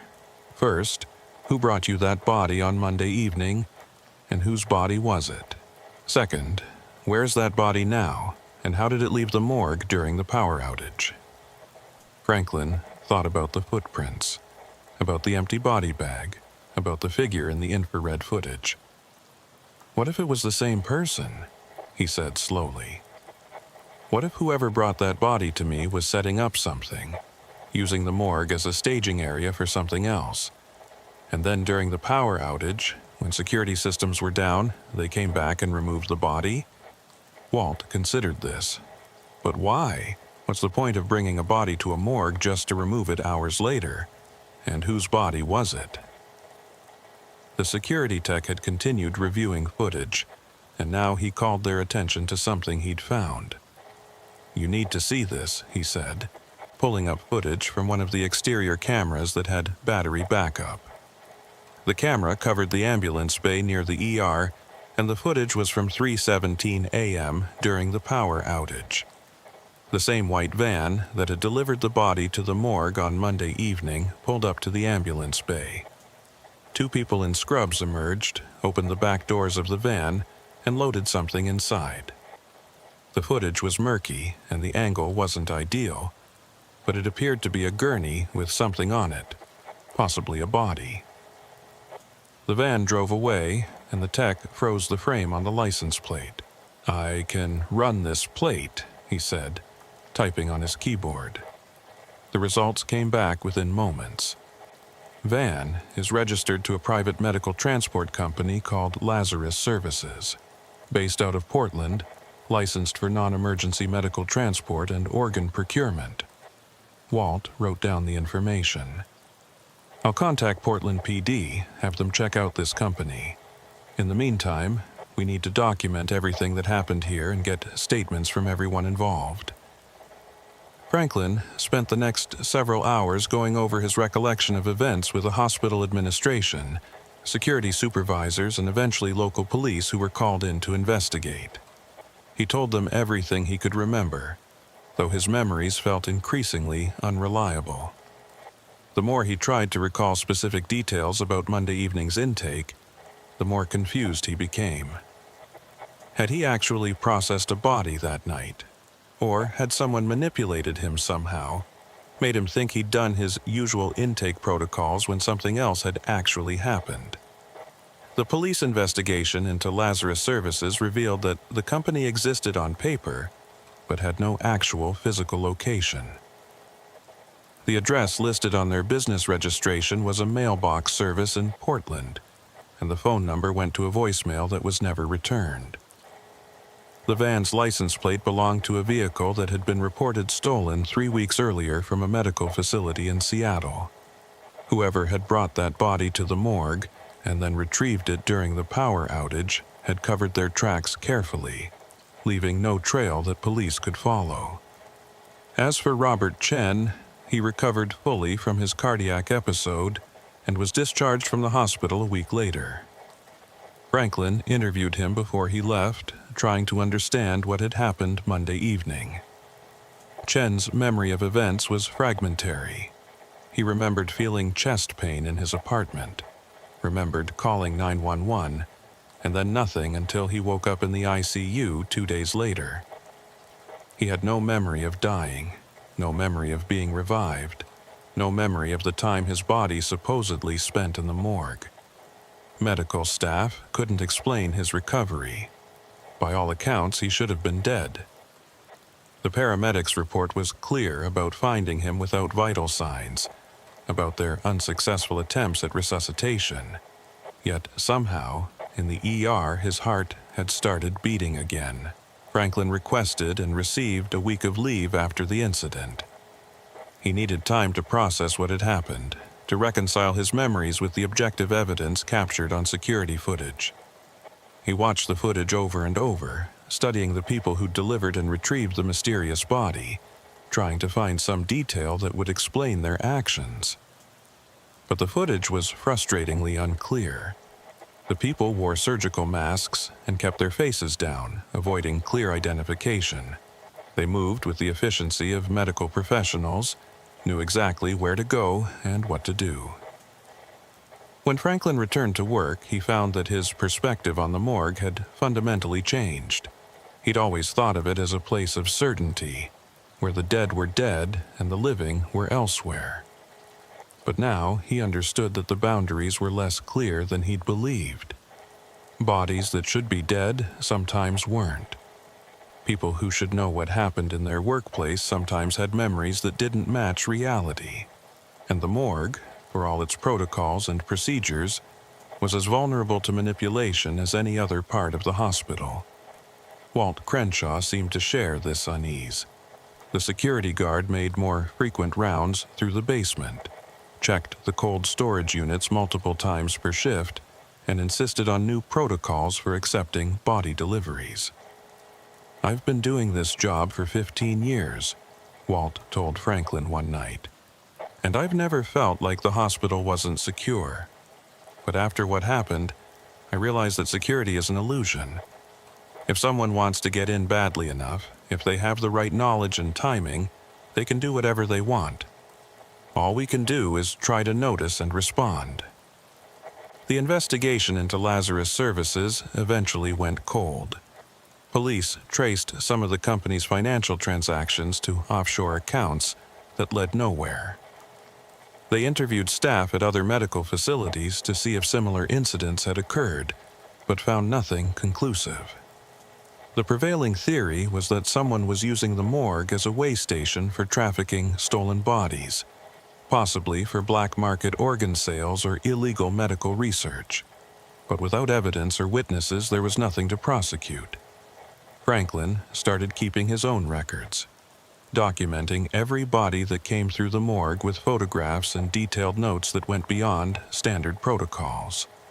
He cross-referenced his records with hospital admissions, verified the identity of everyone who delivered or picked up bodies, and maintained his own database independent of the hospital's official system. If something like this happened again, he wanted to have evidence that couldn't be questioned or manipulated. Trust, he'd learned, was a luxury he could no longer afford. 6 months after the power outage incident, Franklin was working a night shift when he received a delivery from a medical transport service he'd never heard of. The delivery person was professional and had all the proper paperwork, But something about the interaction made Franklin's instincts flare with warning.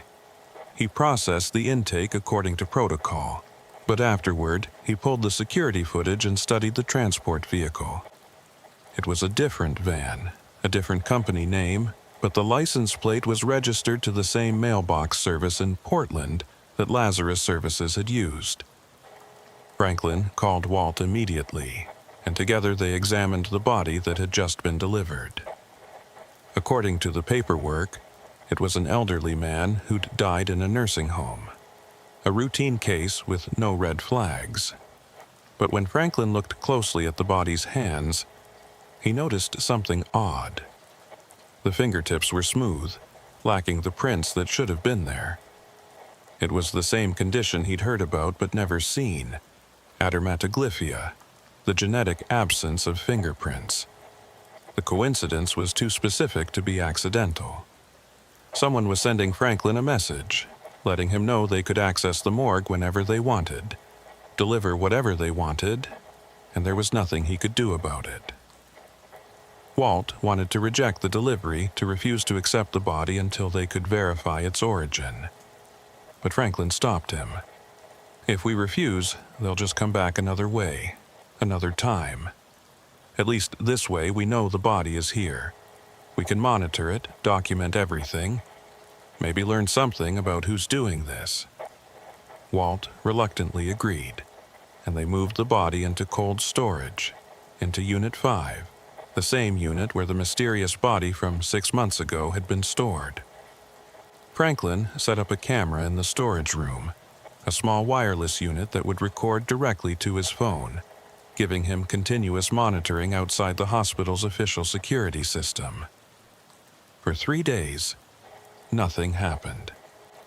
The body remained exactly where Franklin had placed it, and no one attempted to access the morgue outside of normal operations. Franklin began to think maybe he'd been paranoid, reading significance into coincidences that meant nothing. But on the 4th night, at 2:34 a.m. exactly, the same time the power had failed 6 months earlier, Franklin's phone alert went off. Motion detected in the cold storage room. He was in his office at the time, catching up on paperwork, and he grabbed his flashlight and ran toward the storage room, his heart pounding with adrenaline and dread. The lights in the morgue flickered but didn't go out. Whatever was happening, it wasn't another power outage. Franklin burst into the storage room to find Unit 5 standing open, the drawer extended, the body gone. But unlike last time, he wasn't alone. Walt Crenshaw was there, having responded to the same motion alert that Franklin's camera had triggered. And standing between them and the open unit was a figure in surgical scrubs, wearing a mask and gloves, holding a syringe filled with some clear liquid. The figure didn't run or try to fight. Instead, they simply set the syringe down on a nearby surface and slowly raised their hands, palms out, in a gesture of surrender. "You weren't supposed to be here," a woman's voice said from behind the mask. "The body was already dead. We're not hurting anyone. We're trying to help." Walt moved forward, his hand on his radio, ready to call for backup. But Franklin stopped him with a gesture. "Help who?" he asked. "Help with what?" The woman hesitated, then slowly removed her mask. She was younger than Franklin expected, maybe 30, with tired eyes that held a mixture of desperation and determination. People who are declared dead but aren't really dead. People like Robert Chen, who was written off by medical staff, but whose bodies were still fighting, still trying to survive. We have technology that can sometimes bring them back, but we need time and privacy to do it. The morgue is perfect because no one expects the dead to be anything but dead. Franklin felt a chill that had nothing to do with the temperature. "You're experimenting on dead bodies without consent, without oversight, without any medical ethics at all." The woman shook her head emphatically. "We're saving people who would otherwise be lost. The medical establishment has written them off, but with the right intervention, some of them can be revived. Chen is alive because of us. He's home with his family, living a normal life, because we didn't accept that his death was final. Walt's voice was hard. You broke into a hospital morgue, stole bodies, and performed unauthorized medical procedures. That's multiple felonies. The fact that one of your subjects survived doesn't justify any of it. The woman's expression turned sad. I know.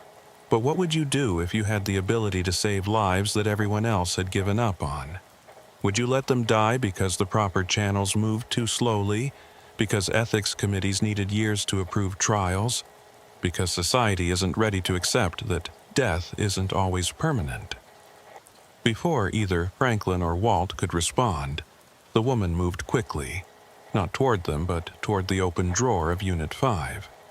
She reached in and retrieved something, the body they'd been guarding, except it wasn't just a body anymore. The elderly man's eyes were open, and he was breathing, shallow but steady. This is Marcus, the woman said. 3 hours ago, he was dead. Now he's alive. In another hour, he'll be awake enough to speak, and by tomorrow, he'll be able to go home to his wife of 47 years, who thinks she lost him 2 days ago. Franklin stared at the breathing body, at this impossible resurrection that he was witnessing. Every part of his training said this wasn't possible, that death was final and irreversible. But the evidence was right in front of him, undeniable and terrifying in its implications. How? He whispered. The woman smiled slightly.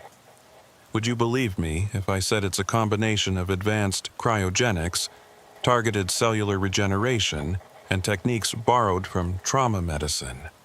Or would you rather I just say it's a miracle and leave it at that?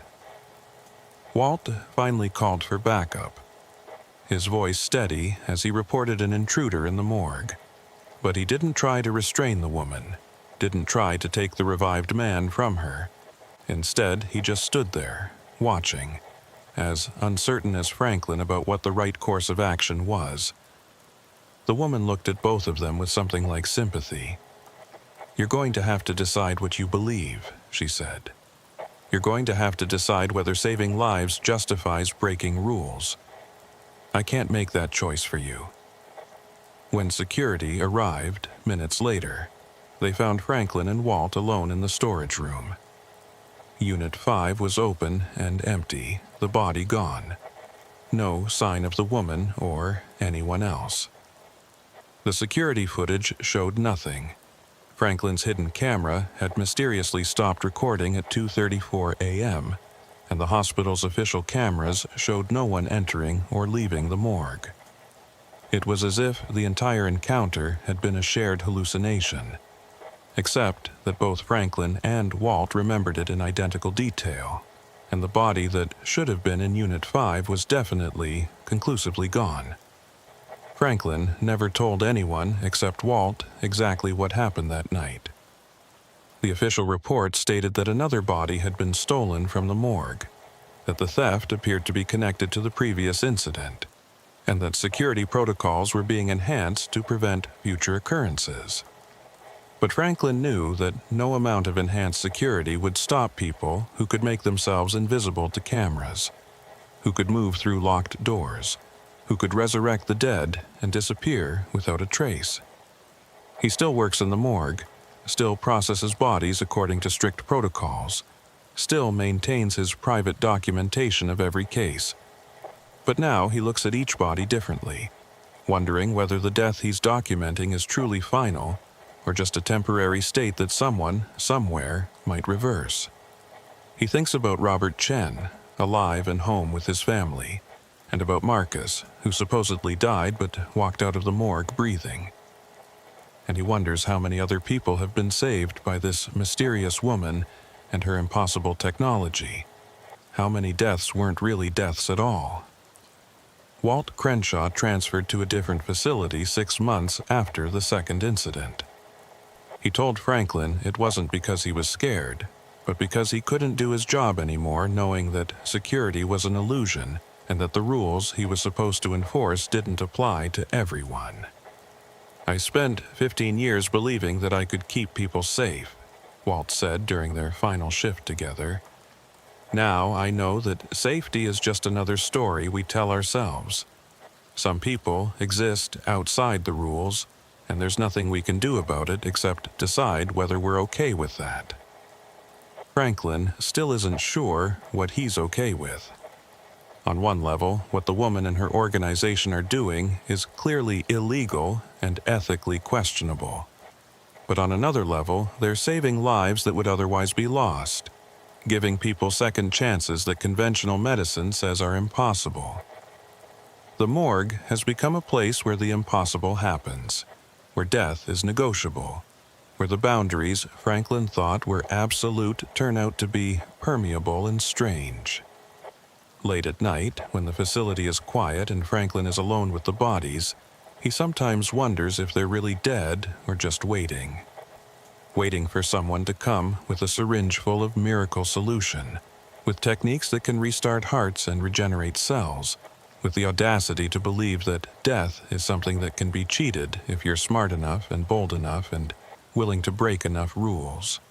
He doesn't know if the woman will come back, doesn't know if there will be more stolen bodies and impossible resurrections.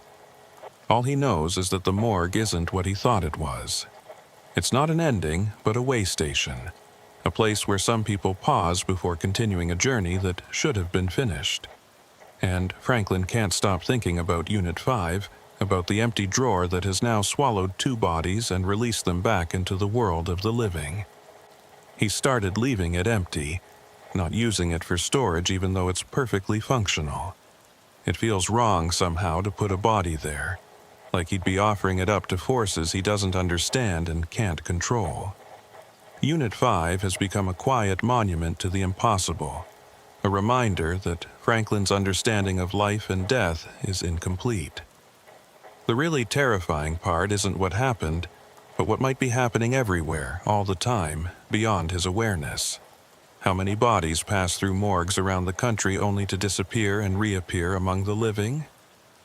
How many people are walking around who should be dead but aren't, because someone intervened in the hours or days when everyone else thought their story was over? Franklin has started looking at obituaries differently, wondering if any of the deaths are permanent or if some are just temporary conditions that the right people with the right tools can reverse. He knows he should report what he saw, should tell someone in authority about the woman and her impossible claim of resurrection technology. But who would believe him? And even if they did believe him, what would they do? Shut down the operation that's apparently saving lives? Prosecute people for the crime of giving others second chances? Franklin isn't naive enough to think that what's happening is simple or unambiguous. For every life saved, there are probably complications he can't see, consequences that ripple out in ways he can't predict. So he remains silent, documenting bodies that might not stay dead, maintaining protocols that might not matter, and trying to reconcile his role as a morgue technician with the knowledge that the morgue is no longer a place of endings, but of pauses and possibilities.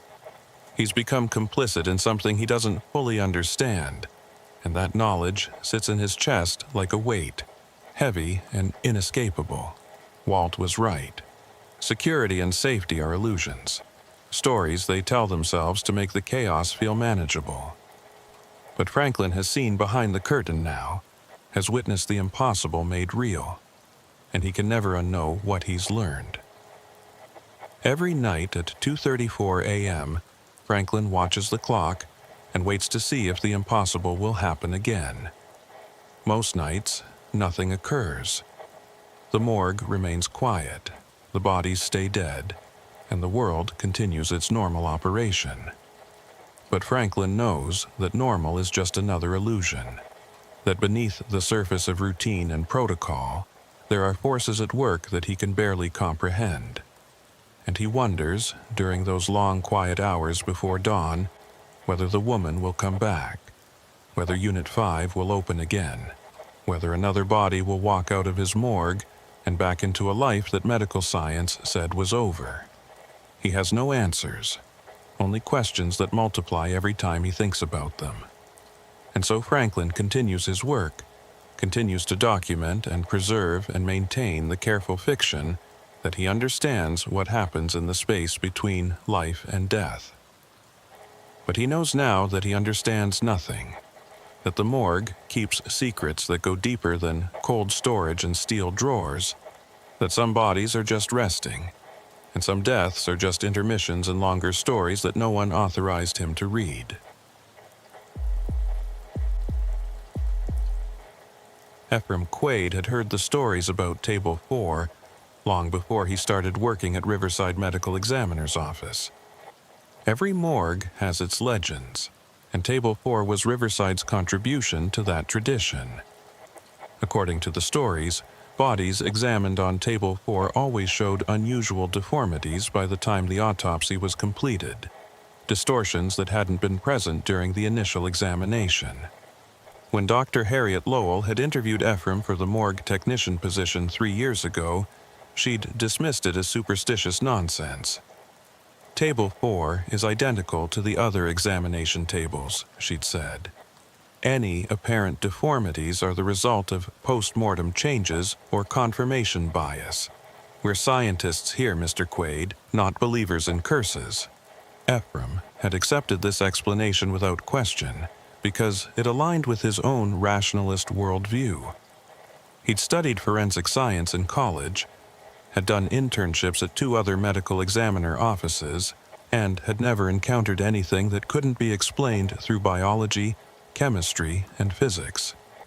For the first 2 years of his employment, Ephraim used Table 4 regularly without incident. He performed dozens of autopsies on that surface, and bodies examined on Table 4 showed the same post-mortem changes as bodies examined anywhere else. Ephraim documented everything meticulously, and his records showed no pattern of unusual deformities or unexplained changes.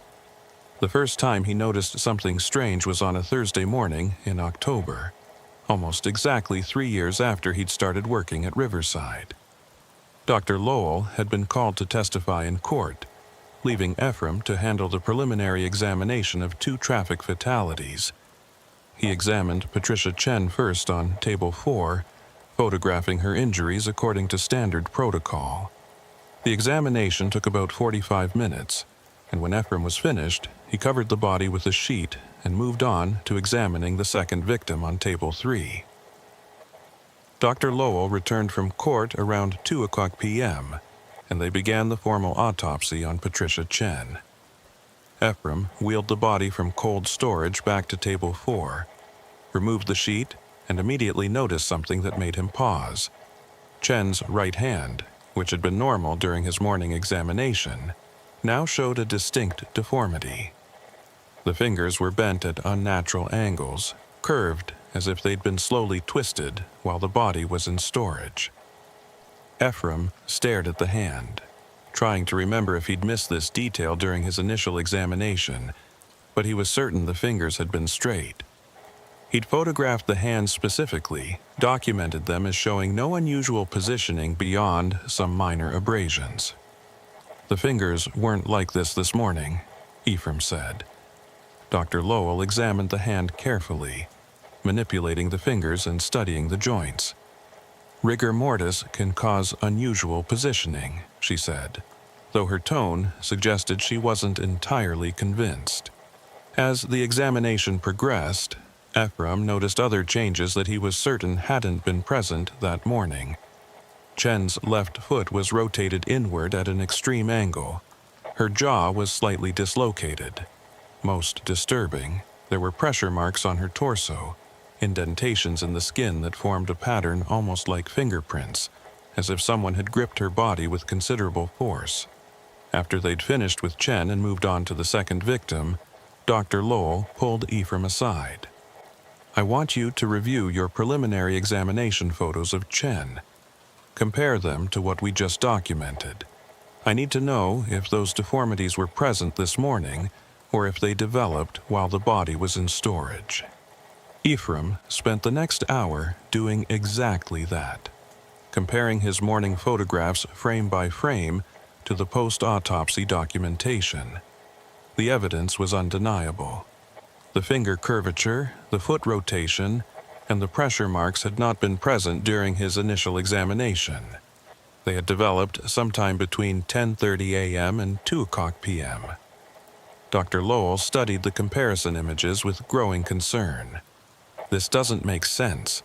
Bodies don't develop new deformities after death unless they're subjected to external forces. Could someone have accessed cold storage and manipulated the body? Ephraim shook his head. The storage units are locked, and I have the only key during my shift. Dr. Lowell was quiet for a long moment, then said something that surprised him. Table 4. You examined her on table 4, didn't you?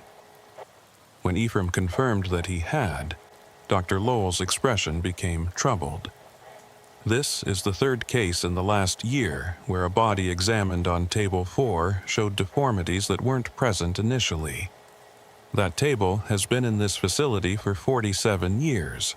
According to the records, it was purchased used from a hospital in Chicago that was closing down. The next day, Ephraim examined 3 bodies, a heart attack victim on table 1, a cancer patient on table 2, and an overdose case on table 4. He was extraordinarily thorough with each examination, taking dozens of photographs from every angle. When Dr. Lowell arrived and they began the autopsies, the first 2 bodies showed no unexpected changes. But when they wheeled the overdose victim from cold storage back to table 4, Ephraim immediately saw the deformities. The young man's hands were twisted into claw-like shapes, his spine was curved at an unnatural angle, and his facial features seemed distorted, as if the bones beneath the skin had shifted position. This isn't possible, Ephraim said. I examined him 3 hours ago. His hands were normal, his spine was straight. Dr. Lowell examined the body carefully, barely concealing her distress. These deformities are consistent with extreme mechanical pressure, as if the body was compressed or twisted with considerable force, but there's no bruising, no tissue damage that would indicate external trauma. It's as if the changes occurred from within. After they'd finished and returned the body to cold storage, Dr. Lowell made a decision. We're not using table 4 anymore. I don't care if the other tables are occupied. We'll wait, we'll reschedule, we'll do whatever we have to do. Over the weekend, Ephraim researched everything he could find about the table's history. After hours of digging through old records and archived newspaper articles, he found a reference to St. Michael's Hospital, which had closed in 1977. The hospital had sold off its equipment in an auction, and Riverside had purchased several pieces, including examination tables. But Ephraim also found something that made his blood run cold. St. Michael's had been the site of a scandal in the 1960s and early 1970s involving unauthorized medical experiments. A doctor named Theodore Marsh had been conducting research on post-mortem tissue preservation, allegedly testing methods that could extend the viability of organs for transplant. But Marsh's experiments had gone far beyond ethical boundaries. He'd been accused of performing procedures on bodies without family consent, of manipulating remains in ways that violated both professional standards and basic human dignity. The scandal had eventually led to Marsh losing his medical license, and he'd disappeared from public record after 1973. Ephraim found a photograph of Marsh accompanying one of the articles, showing a gaunt man in his 50s with intense eyes and absolute certainty in his expression. In the background of the photo, barely visible, was what appeared to be an examination table. Ephraim brought this information to Dr. Lowell on Monday morning, and she studied the articles with growing alarm. If table 4 came from St. Michael's, and if Marsh used it for his experiments, could there be some residual contamination? They spent the next several days conducting a thorough examination of table 4. They swabbed every surface, collected samples from the drainage system, even removed small sections of the stainless steel for chemical analysis. Everything came back normal. No unusual bacteria, no exotic chemicals, no radioactive materials. By every measurable standard, Table 4 was just a table. But the deformities continued. Despite their agreement not to use Table 4, circumstances sometimes forced them to do so. And every time they did, the pattern repeated. Bodies that appeared normal during preliminary examination would show disturbing deformities by the time the autopsy began. Ephraim started documenting the specific nature of the deformities, looking for patterns. He noticed that the changes seemed to follow a consistent progression. Extremities were affected first. Fingers, toes, hands, feet, showing curvature and twisting. Then the spine would develop abnormal curvature. Finally, the facial bones would shift, creating distortions that made the deceased look almost inhuman. The progression was always the same, regardless of the individual's cause of death, age, or physical condition. One night, about 6 weeks after they'd first noticed the pattern, Ephraim was working alone during a late shift when he heard a sound like metal scraping against metal. He went to investigate and found the examination room apparently empty. But as Ephraim swept his flashlight across the room, he saw that Table 4's surface seemed to be moving slightly, rippling like water. He approached slowly and saw that the stainless steel was creating small waves that spread across the surface. He reached out to touch the table and immediately jerked his hand back. The metal was warm, almost hot, despite the cool temperature of the room. The patterns formed and reformed, and for a moment they seemed to spell out words: help, or possibly finish. The next morning, Ephraim showed Dr. Lowell the video he'd recorded, but it showed nothing unusual. When a new homicide victim arrived that afternoon needing immediate examination, all other tables were occupied, leaving only Table 4 available. Dr. Lowell decided they would do the preliminary examination together under constant observation. The examination took about 2 hours, during which nothing unusual happened. But as Dr. Lowell was completing her final notes, Ephraim noticed the victim's left hand had moved from palm down to palm up. Dr. Lowell, the hand has moved. As Dr. Lowell reached out to check the hand's position, the entire body jerked violently, as if hit by an electrical shock. Both jumped back, and for a moment that seemed to last forever, they watched as the body on Table 4 convulsed and twisted, the limbs bending at unnatural angles, the spine arching impossibly. The convulsions stopped as suddenly as they'd started, leaving the body twisted into the now familiar pattern of deformities. Ephraim stood frozen, his mind struggling to process what he'd just witnessed. Dr. Lowell recovered first, her voice shaking. "We need to document this." After securing the body in cold storage, Dr. Lowell made a decision. "We're shutting down Table 4 permanently. I'll notify administration that it's contaminated or damaged or whatever excuse I need to use. But we're not using it again, and I'm going to recommend it be removed from the facility entirely." But removing Table 4 proved complicated. Administration said all medical equipment had to be decontaminated and recycled according to strict protocols. The process would take weeks, and in the meantime, the table would remain in the examination room. Dr. Lowell covered it with a tarp and moved it to a corner, but its presence remained, a hulking shape that dominated the room even when hidden. Strange things began happening with increasing frequency. Ephraim would arrive to find the tarp pulled partially aside. Equipment placed near the table would be moved or rearranged.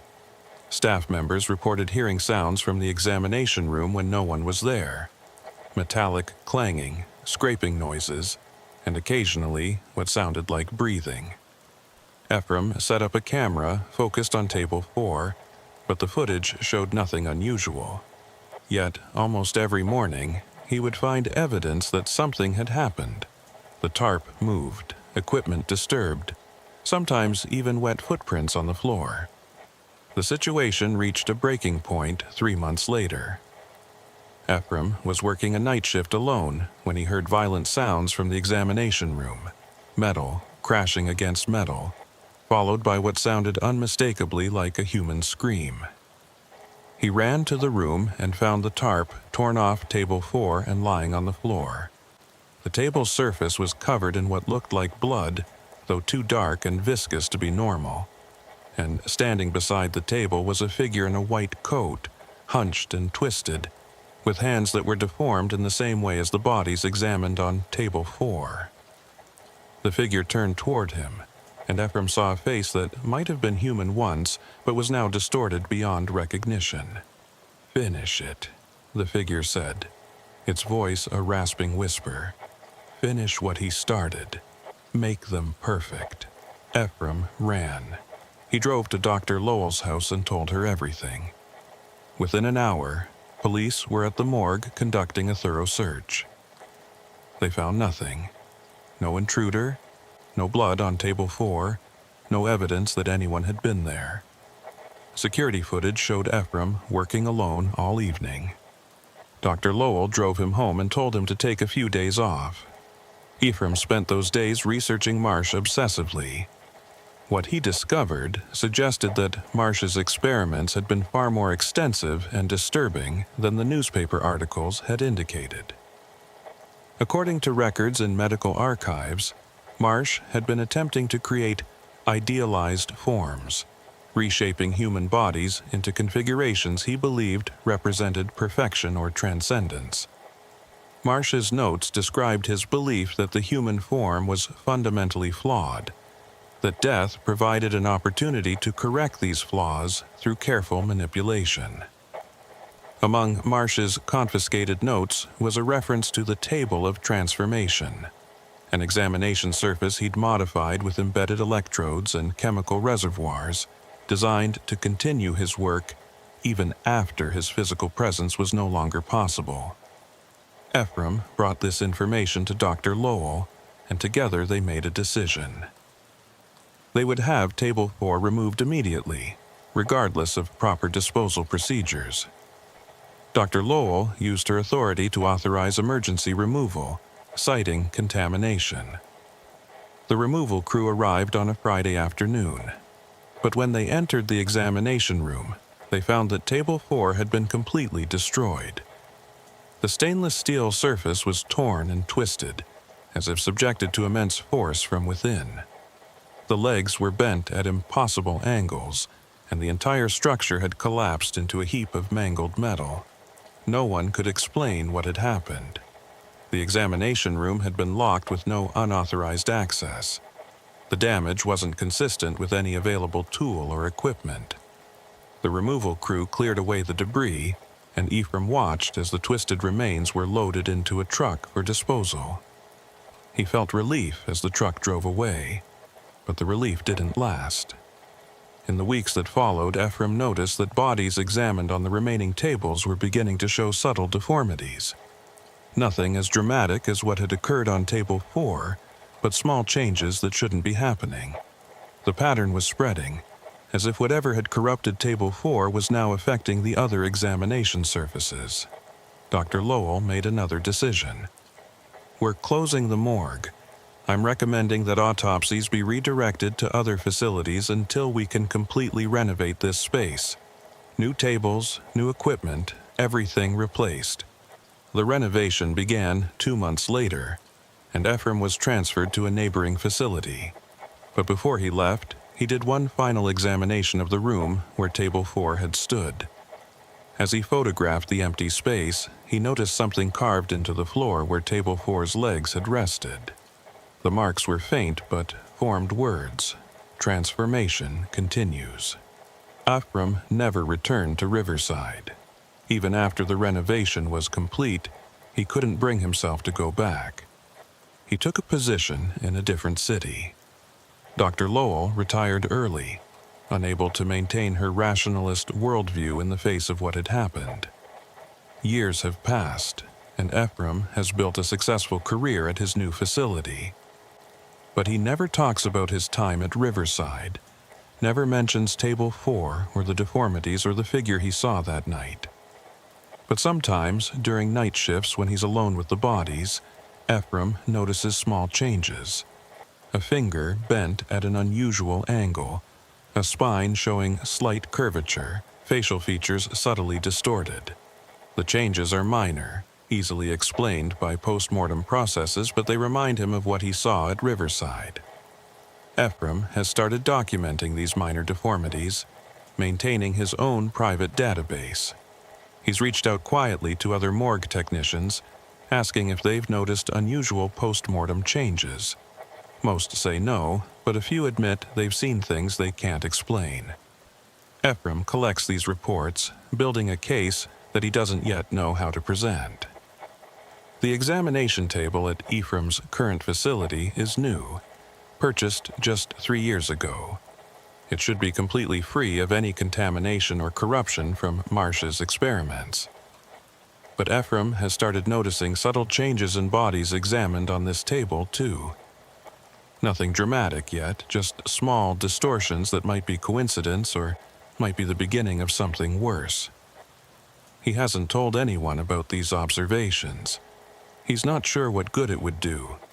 So he continues his work, examining bodies with thoroughness and professionalism, while privately tracking the spread of unexplained deformities. He's become a chronicler of transformation, documenting a phenomenon that science doesn't acknowledge. Late at night, when Ephraim is alone in the examination room, he sometimes feels like he's not really alone, like there's a presence watching from the corners, assessing his work, judging whether the bodies he examines are being properly prepared for transformation. Ephraim has started wondering if all examination tables carry some residue of the transformations they've witnessed, if metal can absorb the intentions and procedures performed upon its surface. If that's true, then every morgue in the world might be compromised, every examination surface slowly accumulating corrupting influence. The dead reshaping themselves according to patterns that exist outside of medical understanding, outside of scientific law, in spaces where Marsh's vision of transformation continues to influence reality. The table at his current facility gleams under the fluorescent lights, its stainless steel surface clean and sterile and waiting. Ephraim approaches it with the mixture of dread and determination that has become his constant companion. Another body awaits examination, another opportunity to witness whether the corruption continues to spread. He pulls on his gloves, adjusts his examination light, and begins the careful documentation that is both his duty and his defense against the impossible. And in the quiet moments between examinations, when the morgue is still and the fluorescent lights hum their constant song, Ephraim thinks about Table 4 and the figure he saw that night. He thinks about Marsh and his obsession with perfection and transformation, and he wonders if the changes he's documenting are really deformities, or if they represent something else, some evolution that only looks like corruption because he doesn't understand its purpose. Maybe Marsh's vision wasn't madness, but prophecy. Maybe the transformation of bodies on examination tables is exactly what was intended, a slow reshaping of death itself into something that serves purposes Ephraim can't yet comprehend. These thoughts disturb him more than any alternative because they suggest that the horror might have meaning, might be part of some larger pattern that's still unfolding. And if that's true, then nothing Ephraim documents or reports will make any difference. The transformation will continue regardless of human knowledge or resistance, reshaping bodies according to designs that preceded medical science and will outlast it. All he can do is witness and record, marking each stage of the process as it spreads from table to table, morgue to morgue, until every examination surface in the world carries Marsh's corrupting influence.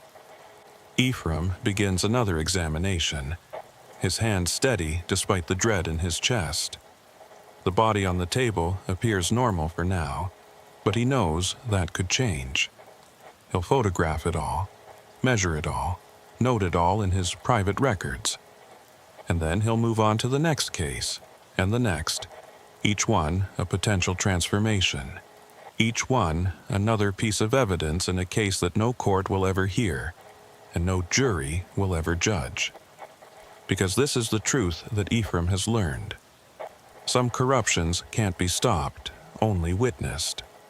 Some transformations continue regardless of human intervention. And some examination tables carry legacies that outlast their creators, reshaping the dead according to visions of perfection that the living were never meant to understand.